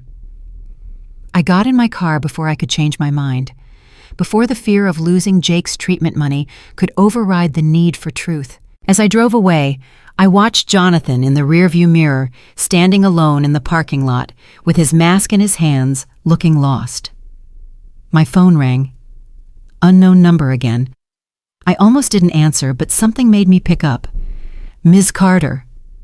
A woman's voice I didn't recognize. My name is Patricia Worthington. I was Sarah Miller's cousin. I understand you've been asking questions about your mother's past. I think it's time you knew the truth about what really happened between her and Jonathan Hayes. I pulled over to the side of the road, my hands gripping the steering wheel so hard my knuckles went white. How did you get this number? That's not important. What's important is that Jonathan Hayes has been lying to you about more than just his age. Meet me tomorrow morning, 10 a.m., the Plaza Hotel in Manhattan. Come alone. Why should I trust you? Because I'm the only person who's going to tell you the truth about who your father really is. And Emily, bring the contract Jonathan gave you. You're going to want to see what he's actually been paying you for. The line went dead. I sat there on the shoulder of the highway with cars whipping past, my whole body shaking. Another mysterious relative. Another promise of truth. Another potential manipulation. I was so tired of being pulled in different directions, of everyone claiming they had the answers I needed. But I had to know, even if it was a trap, even if Patricia Worthington turned out to be as twisted as everyone else in this nightmare, I had to hear what she had to say. I drove back to the estate in a daze. It was past 9 when I pulled up to the house. Margaret met me at the door with her usual impeccable timing. Mr. Hayes is in his study. He asked to see you when you returned. I'm tired, Margaret. Can it wait until morning? He said it was urgent. Something about the hearing. I followed her to the study where Jonathan was sitting at his desk, still without the disguise, surrounded by legal documents. Richard Stone was there too, looking grim. Emily, thank God. We have a problem. Another one added to the list. Richard ignored my sarcasm. Victoria's lawyers filed an emergency motion. They're claiming you're being held against your will, that the marriage constitutes elder abuse and fraud. They want the hearing moved up to tomorrow afternoon. Tomorrow? That's impossible. We haven't even prepared. That's the point. They're trying to catch us off guard, get you on the stand before you can get your story straight. My story is the truth. I don't need to get it straight. The truth is complicated, Jonathan said quietly. And Victoria's lawyers are very good at making complicated truths sound like lies. Then what do you want me to do? Richard leaned forward. We need you to sign an affidavit stating that you entered the marriage willingly, that you haven't been coerced or manipulated, that Jonathan has treated you with respect and dignity throughout. You want me to lie under oath. We want you to emphasize certain truths and downplay others, Richard corrected smoothly. The marriage was consensual. You did sign the contract of your own free will.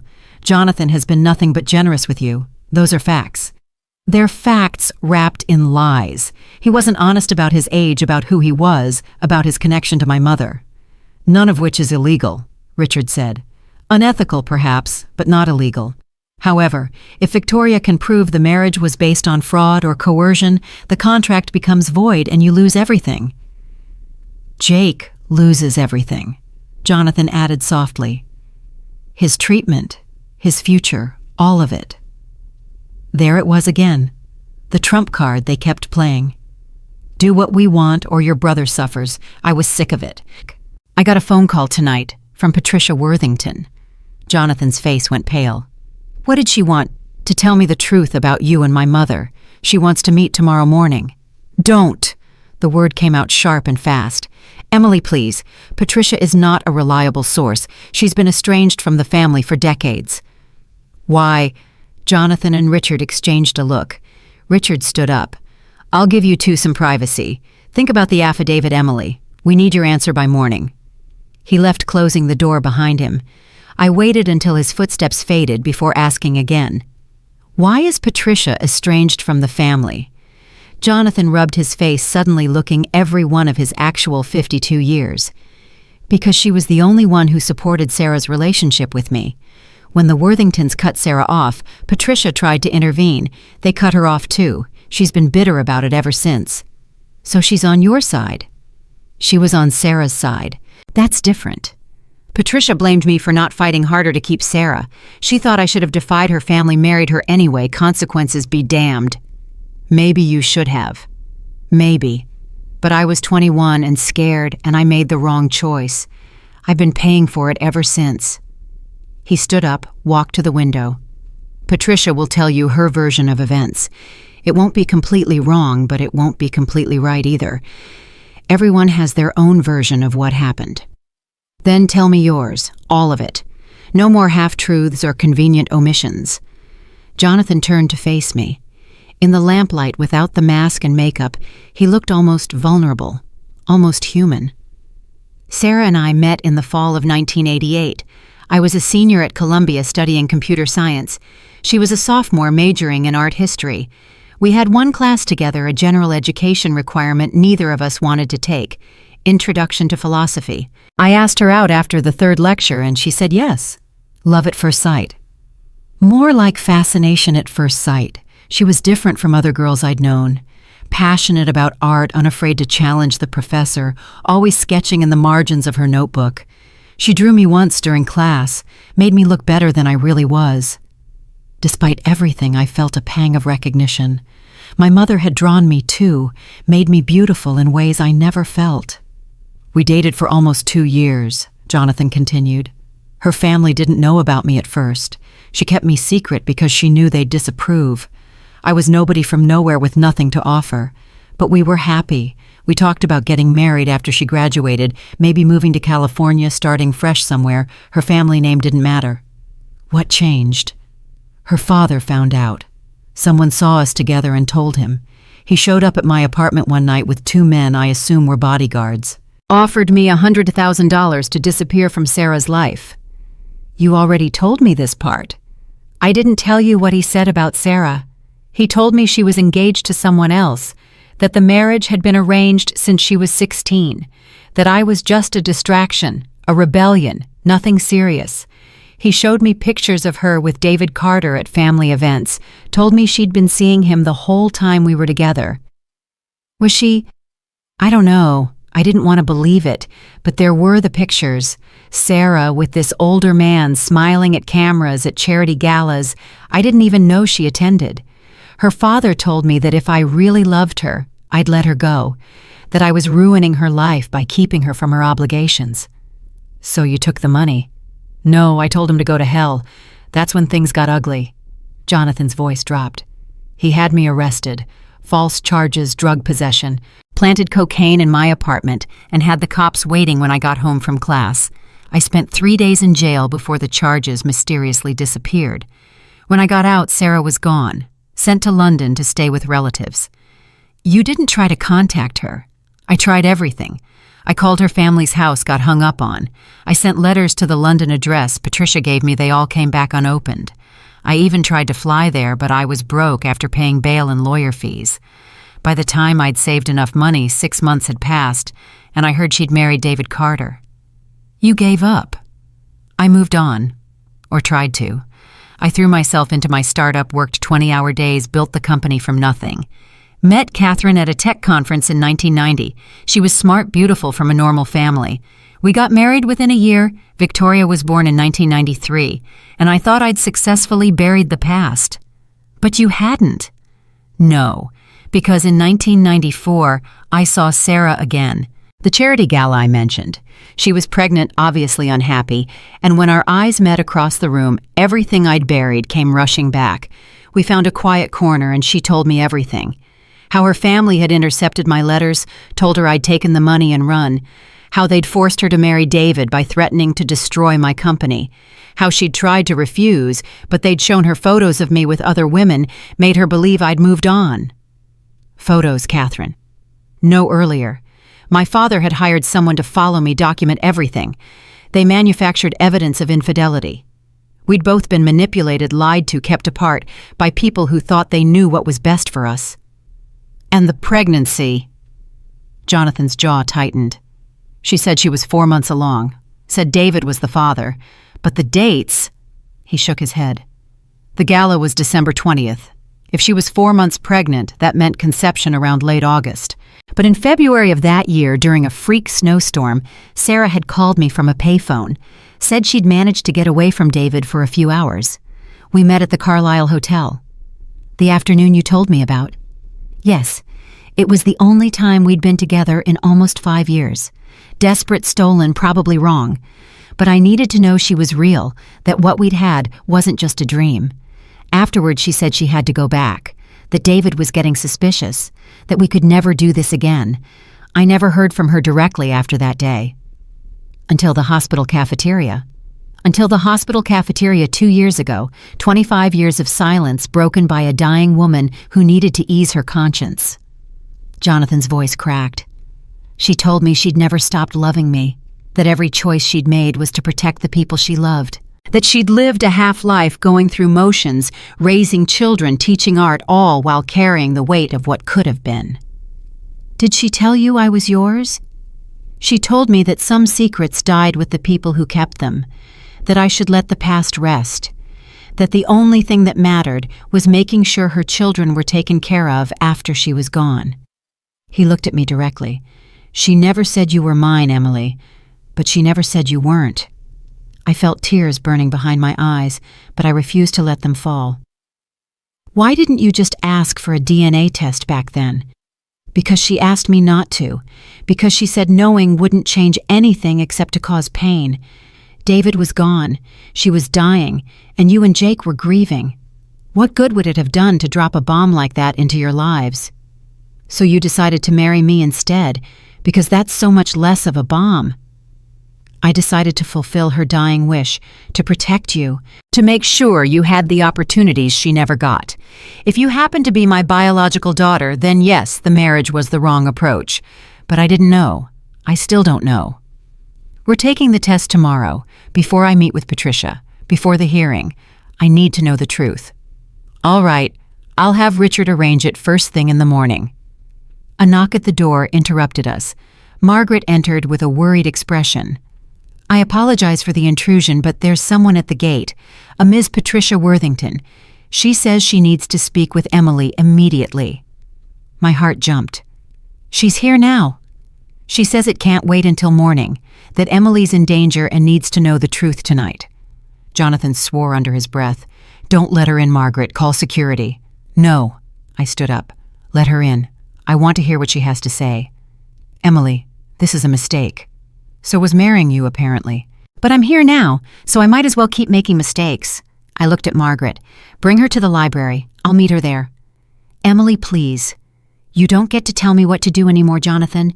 If you want me to sign that affidavit, if you want me to protect you at that hearing, then you're going to let me talk to Patricia. I walked out before he could argue further. Patricia Worthington was in her late 60s, elegant in the way only old money could be. Silver hair cut in a sharp bob-tailored suit pearls that probably cost more than my old apartment.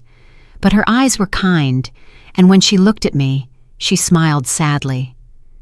You look so much like her, like Sarah when she was your age. It's remarkable. You knew my mother well. She was more like a sister than a cousin. We grew up together, spent every summer at the family estate in the Berkshires.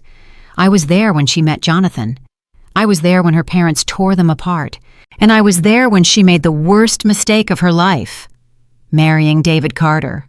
No, the worst mistake came before that. Patricia sat down without being invited, crossed her legs with practiced grace. Has Jonathan told you about the baby? My blood went cold. What baby? The first one. The one Sarah got pregnant with in the spring of 1990, a few months after her family separated her from Jonathan. The one her parents forced her to give up. The room tilted. I grabbed the edge of a chair to steady myself. That's impossible. Jonathan said, Jonathan doesn't know. No one knows except me and Sarah's parents, and they're both dead now. Sarah swore me to secrecy. Patricia's voice was soft but firm. She called me from London terrified. She was pregnant with Jonathan's child, and her family was arranging her marriage to David Carter. They gave her two choices, terminate the pregnancy or give the baby up for adoption.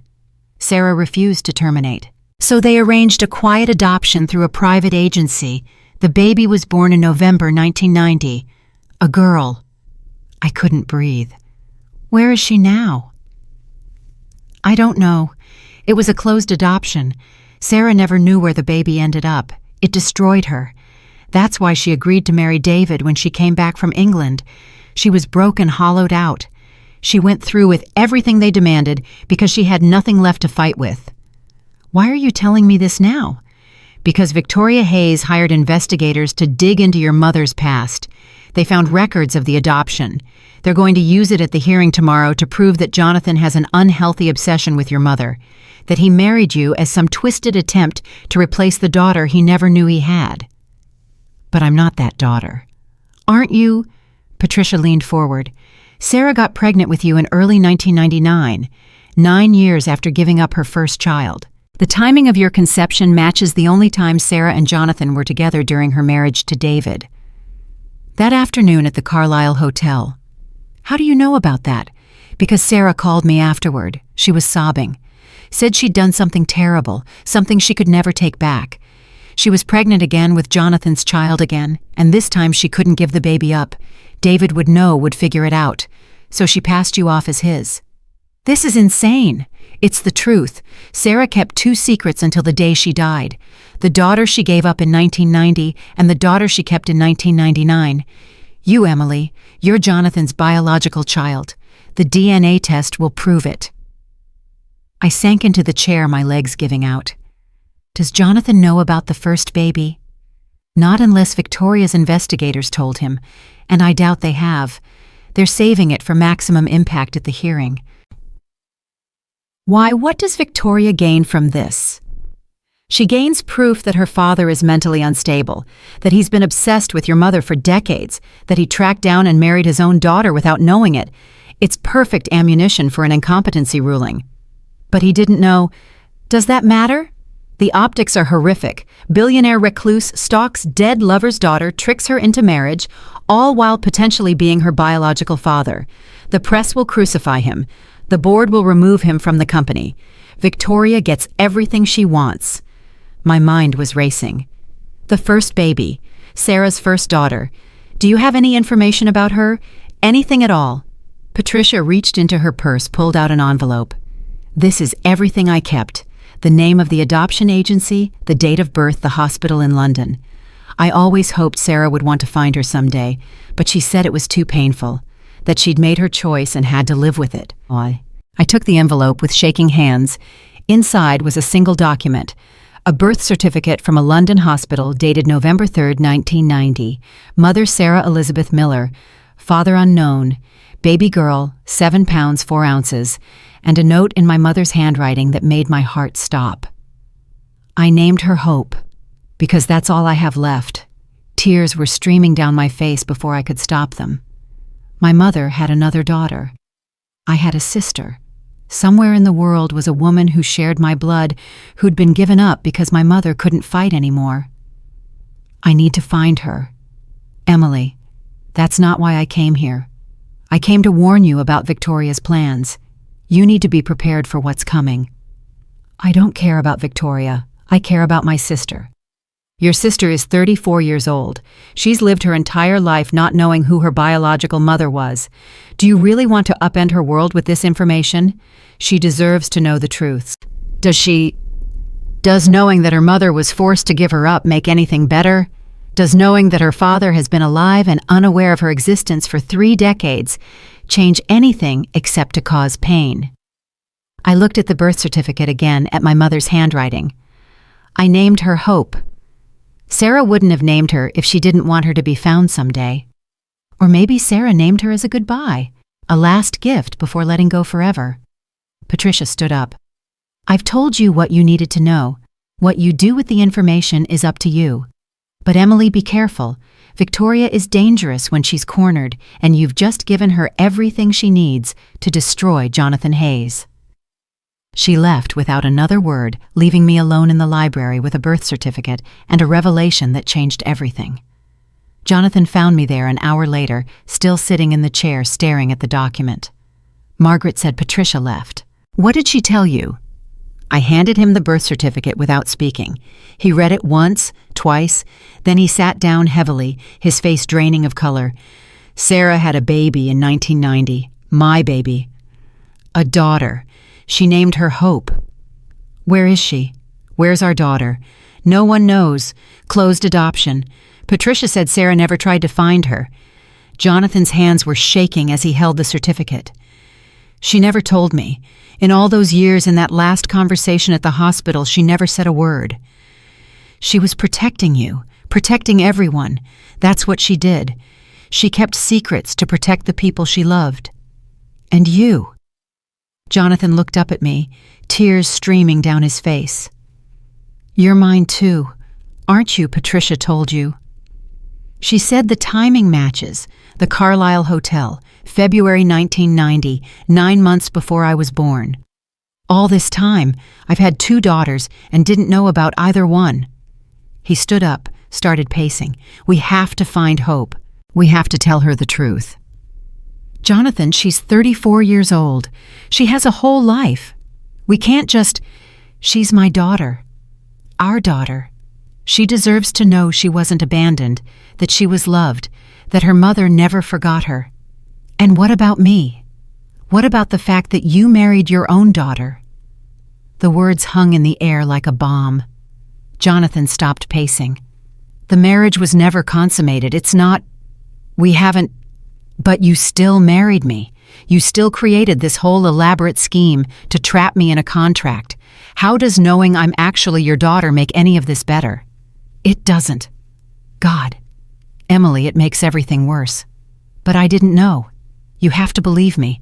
I never would have proposed the arrangement if I'd known for certain. But you suspected. You had to have suspected. I hoped. That's different from knowing. I hoped you might be mine, but I was afraid to find out, because if you were, it meant I'd missed 25 years of your life.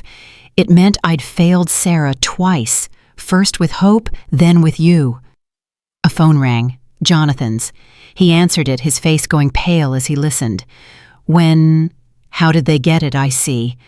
Yes, I understand. He hung up, looking devastated. That was Richard.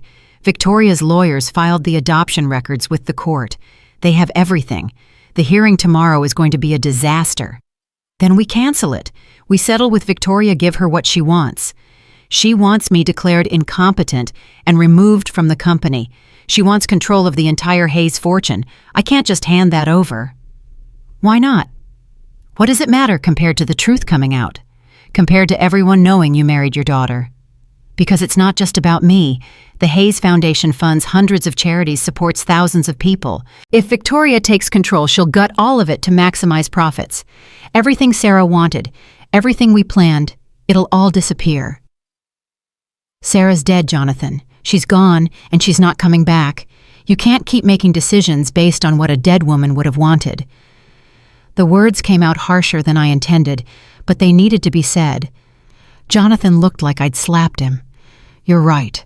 Sarah's gone, but her daughters are still here. 2 of them, and I've failed both of you. He walked to the window, his shoulders slumped. I'll withdraw from the hearing. I'll accept whatever Victoria demands, but on one condition. What condition? Help me find Hope. Help me find our sister. Let me do this one thing right before I lose everything else. I looked at this broken man who'd been playing God with people's lives, who'd been so desperate to make up for past failures that he'd created new ones.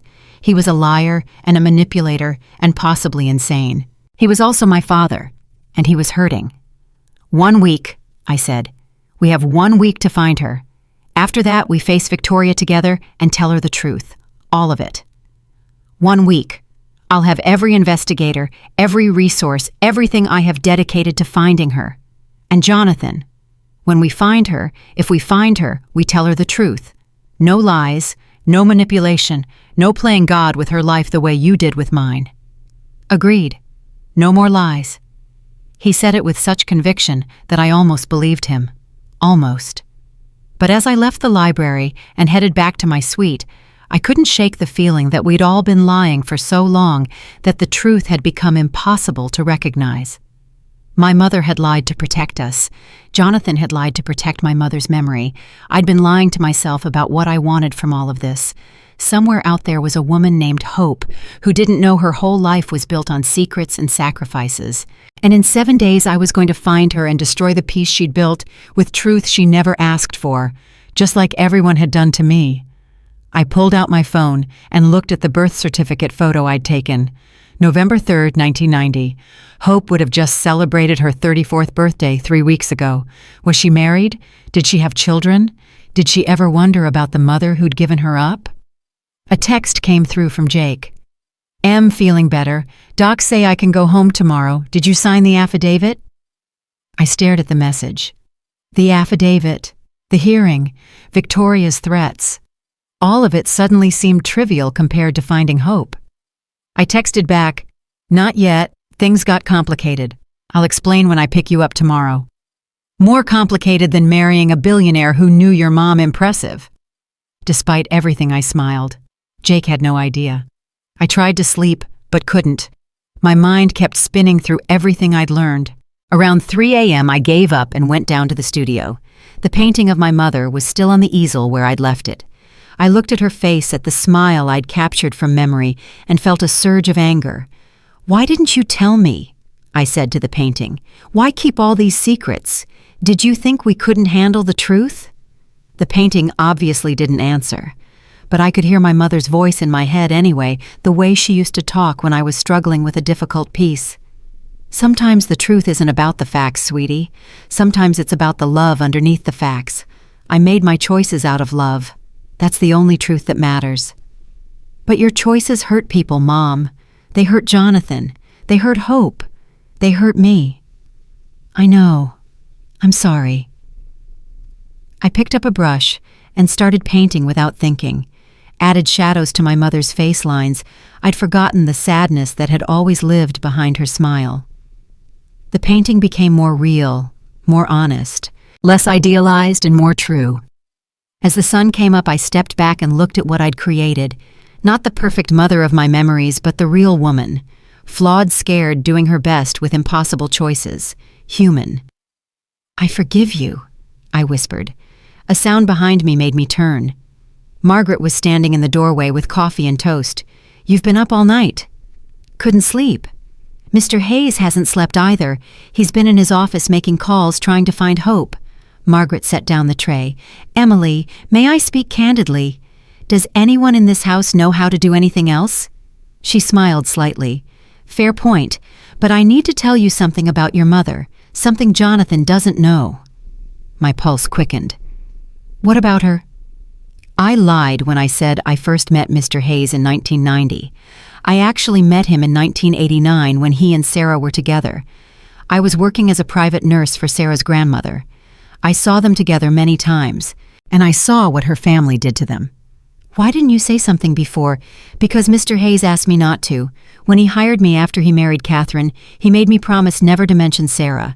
He wanted to move on, to forget. But I've watched him torture himself for 30 years over a woman he never stopped loving. And now I'm watching you torture yourself over secrets that were never yours to carry." "What are you saying?" "I'm saying that maybe it's time to stop carrying other people's pain. Your mother made her choices. Jonathan made his. You don't have to keep paying for their mistakes. But Hope made her own life without knowing any of this. Maybe that's a kindness. Maybe some secrets should stay buried." "You sound like Patricia." "Patricia is a wise woman, even if she is bitter. She's right that truth doesn't always heal.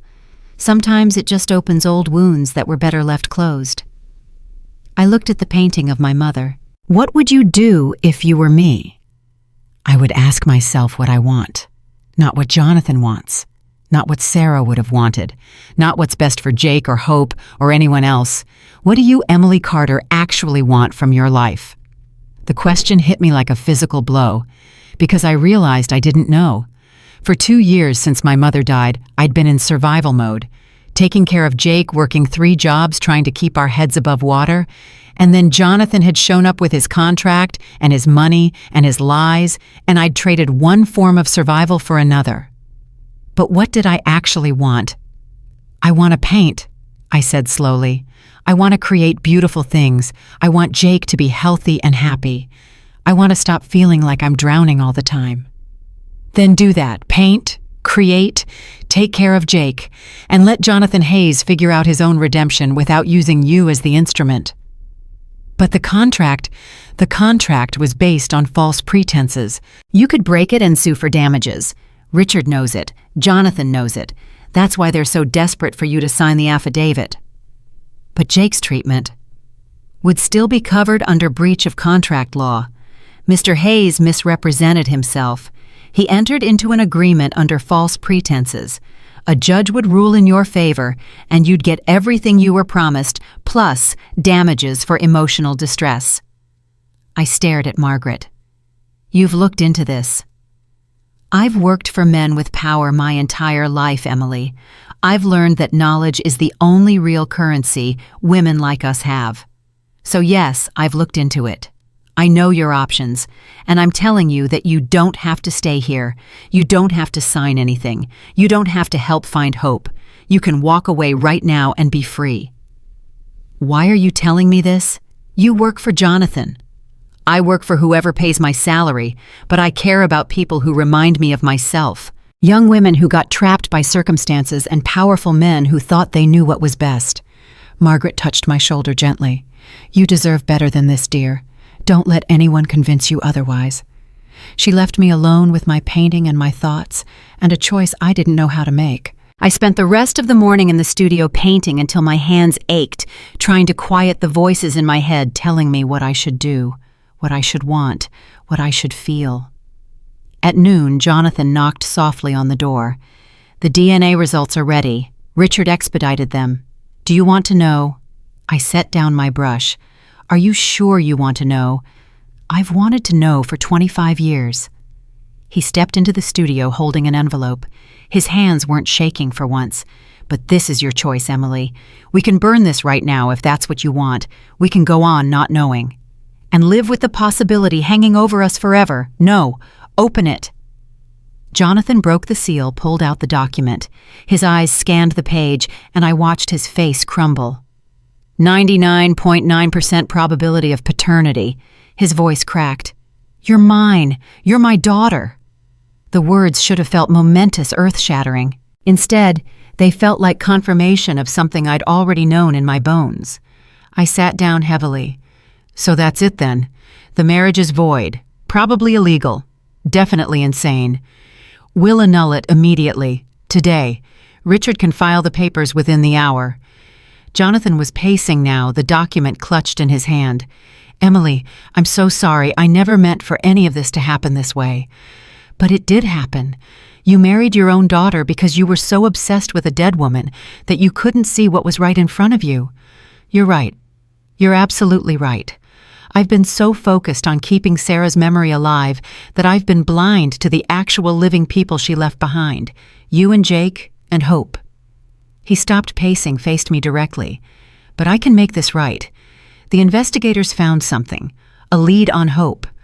My heart jumped, despite myself. What kind of lead? The adoption agency kept records. Sealed, but Richard has contacts. Hope was adopted by a family in Boston. Name changed to Hope Catherine Brennan. She's a pediatric oncologist at Mass General Hospital. She works with kids who have cancer. Like Jake. Like she would have known Sarah had she been given the chance. Jonathan's voice was thick with emotion. Emily, she's one train ride away. We could meet her today. We could tell her everything.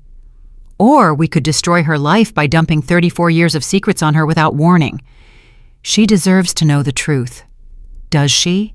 Or is this about you needing to assuage your guilt? I stood up, faced him.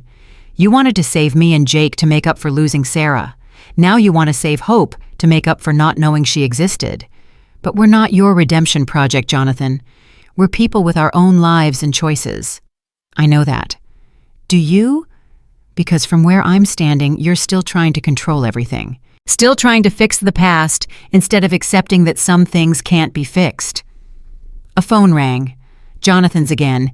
He answered, his face going pale. What when I'll be right there? He hung up looking stricken. That was the hospital. Jake collapsed. They're running tests, but they think the new treatment caused complications. You need to get there now. Everything else vanished. I grabbed my keys and ran. The drive to the hospital was a blur of fear and traffic, and my hands gripping the steering wheel so hard they went numb. Jonathan followed in his own car, but I barely registered his presence. All I could think about was Jake, my baby brother, the only family I had left who wasn't a lie or a secret or a manipulation. I burst into the ICU to find doctors surrounding his bed monitors, beeping urgently. A nurse tried to stop me, but I pushed past her. Jake. Emily. His voice was weak, but he was conscious, trying to smile. "Stop freaking out, I'm fine." "You collapsed." "Minor setback. The doctors say they just need to adjust the dosage." But I could see the fear in his eyes, the way his hands trembled on the blanket. A doctor pulled me aside. "Miss Carter, we need to talk about your brother's treatment options. The current protocol isn't working as well as we'd hoped. There's an experimental trial at Johns Hopkins that shows promise, but it's expensive, and the waiting list is long." "How expensive?" $200,000 minimum, plus ongoing costs. And that's if he's accepted into the trial. I felt the world tilting again. Even with Jonathan's money, even with the contract, this was too much. "I'll pay for it." Jonathan had appeared beside me, still in his old man disguise. "Whatever it costs, get him into that trial." The doctor looked between us. "Mr. Hayes, with all due respect, money can't buy a spot in the trial. There's a selection committee, strict criteria. I donated $15 million to Johns Hopkins last year. I'll donate $15 million more if that's what it takes to get Jake Carter into that trial." Jonathan's voice was steel. "Make it happen." The doctor nodded and left. I turned on Jonathan, fury and gratitude warring in my chest. "You can't just buy his life. Watch me. I've failed at everything else, Emily. I'm not failing at this. This isn't about you. No, it's about Jake. It's about making sure he survives. That's all that matters." I wanted to argue, but he was right. Jake's life was worth more than my pride or my anger at being manipulated. I went back to Jake's bedside, took his hand. "You're going to be okay. We're going to get you into the best trial, the best treatment." I heard what the doctor said. I heard the price. You can't afford that even with the contract money." "Jonathan's handling it." Why? Why does he keep doing all this for us?" Jake's eyes were too knowing for 16. Is he? Dad like my real dad? No, David Carter was your father, biologically and in every way that mattered." "But he's yours, isn't he? Jonathan's your real father." I couldn't lie to him. Not anymore. The DNA test came back this morning. Yes, he's my biological father. Jake was quiet for a long moment. Then he said, "Does that mean you're not my sister anymore?" "Don't be stupid. I'll always be your sister. Blood doesn't change that." "Good, because you're the only family I've got." "You've got Jonathan now, too, whether we like it or not." "I like him. He's weird and old and apparently married his own daughter, which is super messed up, but he cares. That counts for something." Out of the mouths of babes. Again. A nurse came in to check Jake's vitals, giving us a chance to breathe. I stepped into the hallway where Jonathan was talking intensely on his phone. When he saw me, he hung up. "Johns Hopkins will have an answer by tomorrow. I called in every favor I have." "Thank you." "Don't thank me. This is the least I can do." And he paused. "Emily, about Hope.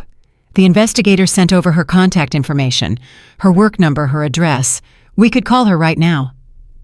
"Jonathan, my brother, is in the ICU. I can't think about Hope right now." "I know, I'm sorry.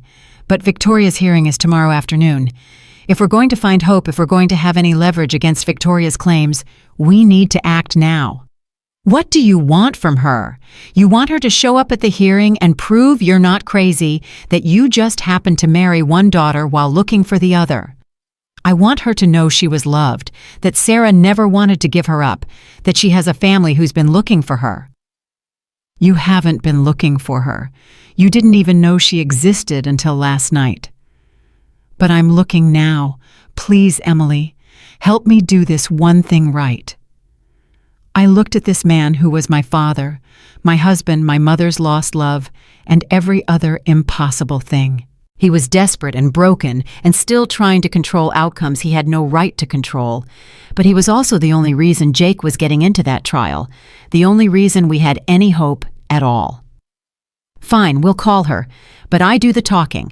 And if she tells us to go to hell, we respect that and leave her alone. Agreed?" "Agreed."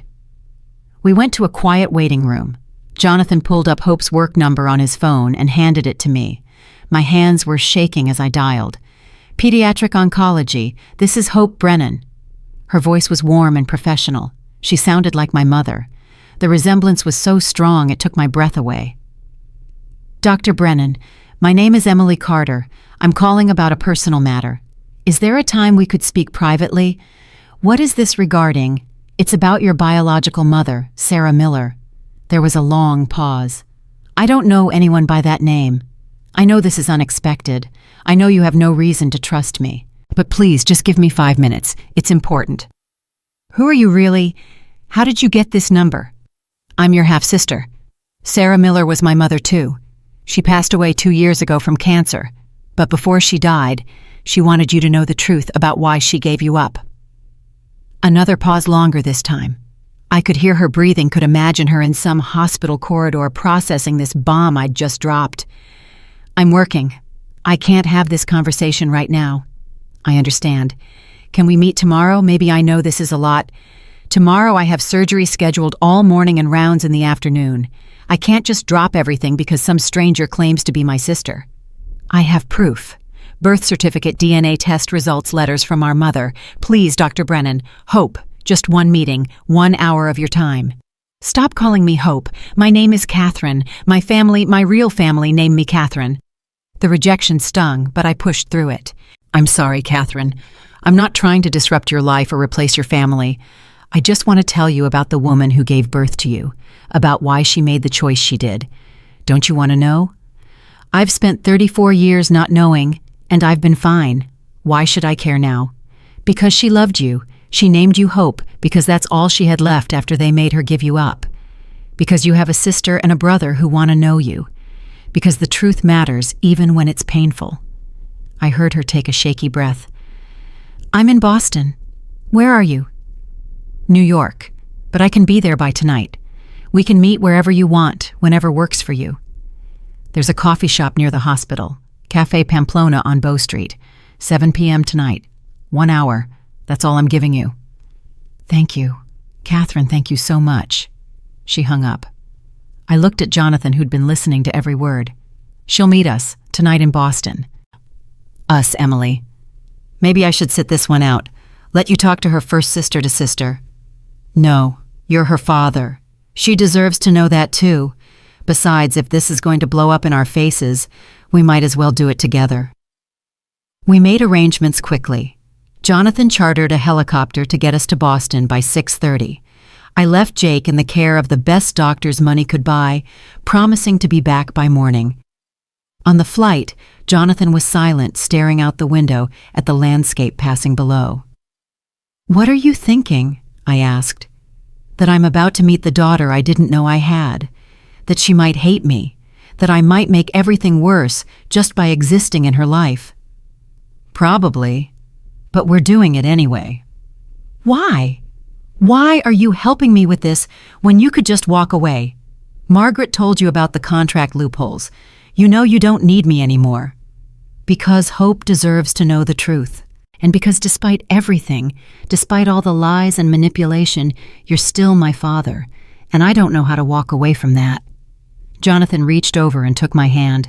Thank you for giving me a chance I don't deserve. We landed in Boston at 6:20. A car was waiting to take us to Cambridge. The coffee shop was tiny and crowded with students and professors. We got there early, found a table in the corner, ordered drinks we didn't touch. At 7:05, a woman walked in wearing hospital scrubs and a tired expression. She had my mother's dark hair, my mother's green eyes, but there was something different about her face. A hardness maybe, a guardedness that came from growing up not knowing where you came from. She saw us and froze. I saw the moment she recognized the resemblance between us, saw her take in Jonathan sitting beside me, saw her almost turn and walk right back out. I stood up, waved her over. She approached slowly like we were wild animals that might bolt. Catherine, thank you for coming. I almost didn't. She sat down but didn't take off her coat, didn't relax. You have 1 hour. Start talking. I pulled out the folder with all the evidence, the birth certificate with my mother's handwriting, photos of Sarah and Jonathan together in their 20s, the DNA test showing Jonathan was my father, and letters my mother had written but never sent, letters I'd found in the estate files Jonathan had kept. Catherine read through everything with a doctor's clinical detachment, but I saw her hands shaking when she got to the letter my mother had written the day after the adoption. I held you for 3 hours before they took you away. 3 hours to memorize your face, your smell, the weight of you in my arms. They named you Baby Girl Miller, but I called you Hope. Because even though I was losing you, I had to believe you'd have a better life than I could give you. A life free from the family that destroyed mine. I'm so sorry, my beautiful girl. I'm so sorry I wasn't strong enough to fight for you. Catherine set down the letter, her eyes bright with unshed tears. Why didn't she try to find me? If she loved me so much, why not search for me after she got away from her family? She never got away, I said gently.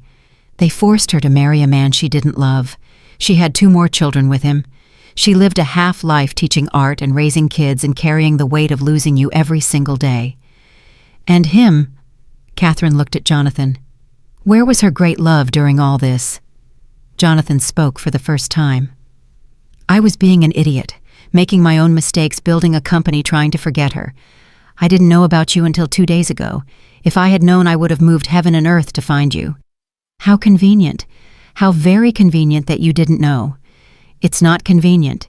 It's a tragedy. I missed 34 years of your life. I can't get those back. All I can do is try to be here now. Catherine laughed bitterly. Be here now, I don't need a father. I had parents who raised me, who loved me, who were there for every milestone and every crisis. You're just the biological donor who didn't know I existed. You're right. That's exactly what I am. But you're still my daughter. And I'd like to know you if you'll let me. Why? To assuage your guilt, to play happy family with the daughter you accidentally found. Because you're Sarah's child. Because when I look at you, I see the woman I loved more than my own life. Because you deserve to know where you come from, even if you don't want anything to do with us afterward. Catherine was quiet for a long moment. Then she said, Tell me about her. About Sarah. Not the tragic victim story. Tell me who she really was. So I did.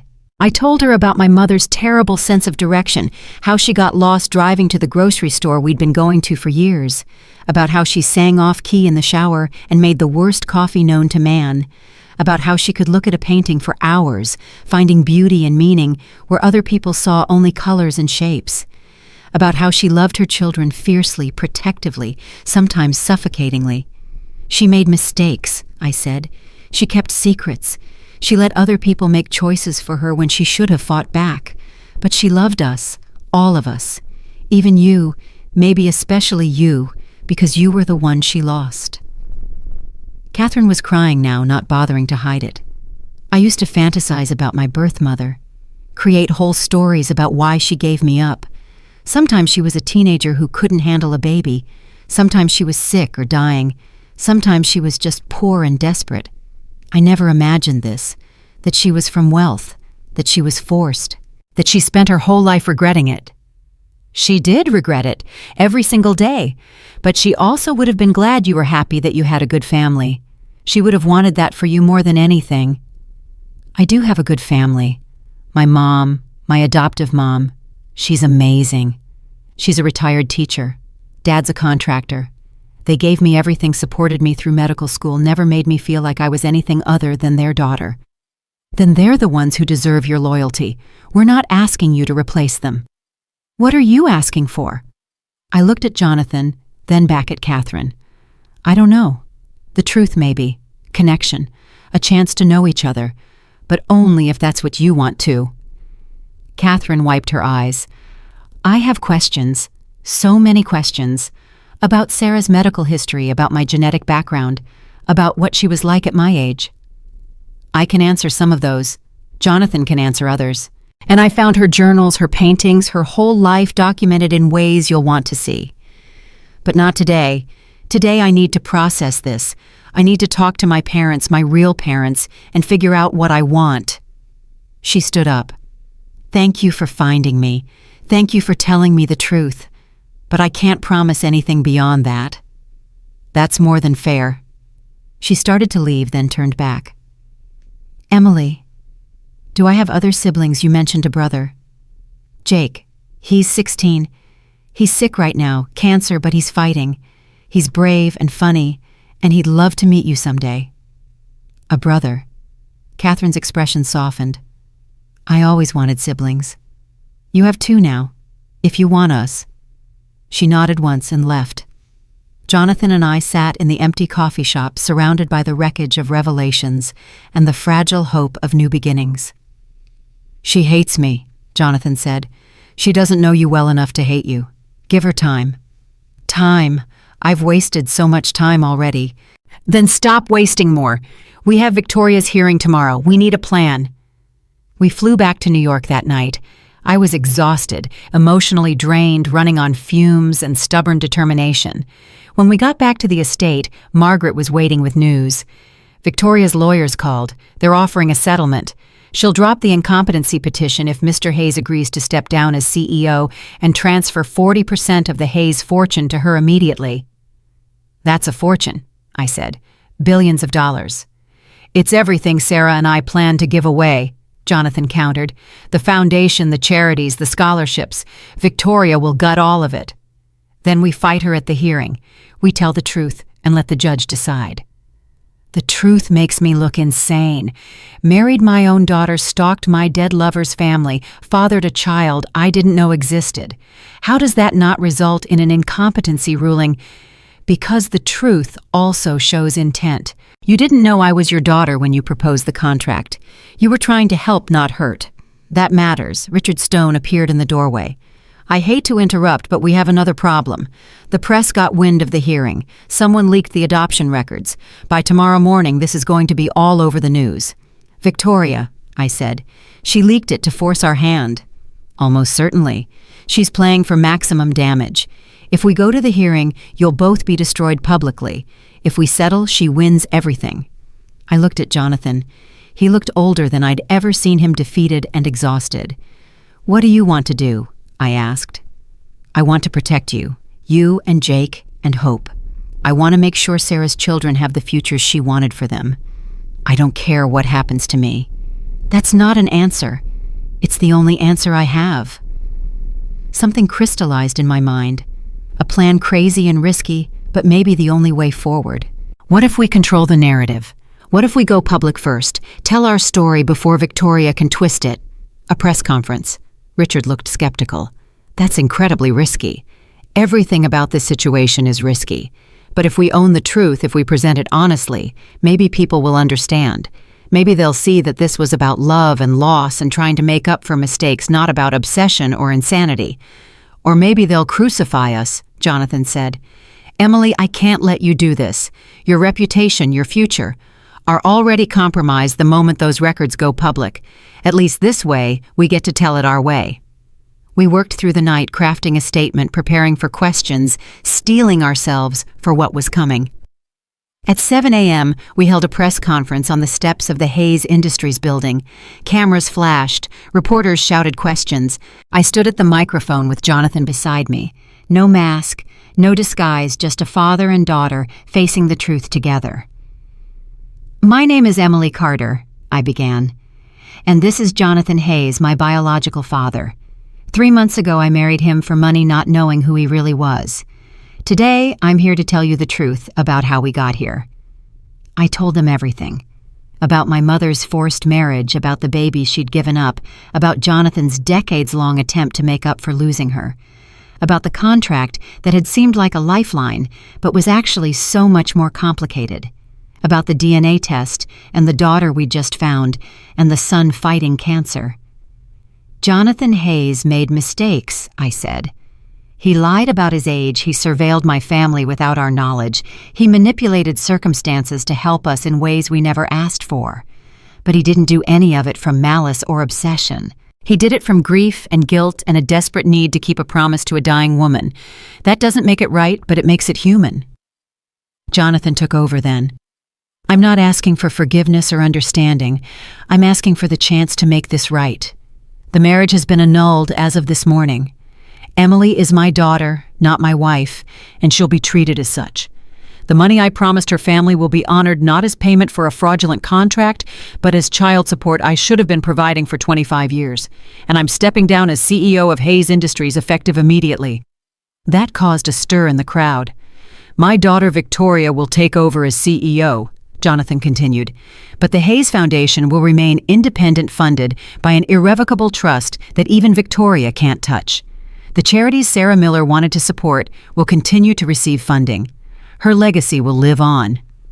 "What about Hope Brennan?" a reporter shouted. "The daughter you didn't know about." "That's up to her," I answered. "We found her, we told her the truth, and now the choice is hers. We hope she'll want to be part of our lives, but we'll respect whatever decision she makes." More questions, more flashing cameras, more chaos. But underneath it all, I felt something shifting. The weight I'd been carrying for months, maybe years, was starting to lift. The hearing that afternoon was almost anticlimactic. Victoria showed up with her lawyers ready for war, only to find that Jonathan had already surrendered on her terms. She got the CEO position. She got her inheritance, but she didn't get to destroy him, didn't get to paint him as a monster. "You think you won?" she hissed at me outside the courtroom. "You think this makes you the hero of the story?" "There are no heroes," I told her, "just people trying to do their best with broken situations. I hope you'll be a good CEO. Your father built something worth preserving. My father built a company on obsession and guilt. I'm going to build it on profit and sense." "Good luck with that." She walked away, and I felt nothing. No anger, no triumph, just exhaustion. Jonathan found me sitting on a bench in the courthouse hallway. "It's done. The company's hers. The foundation's protected.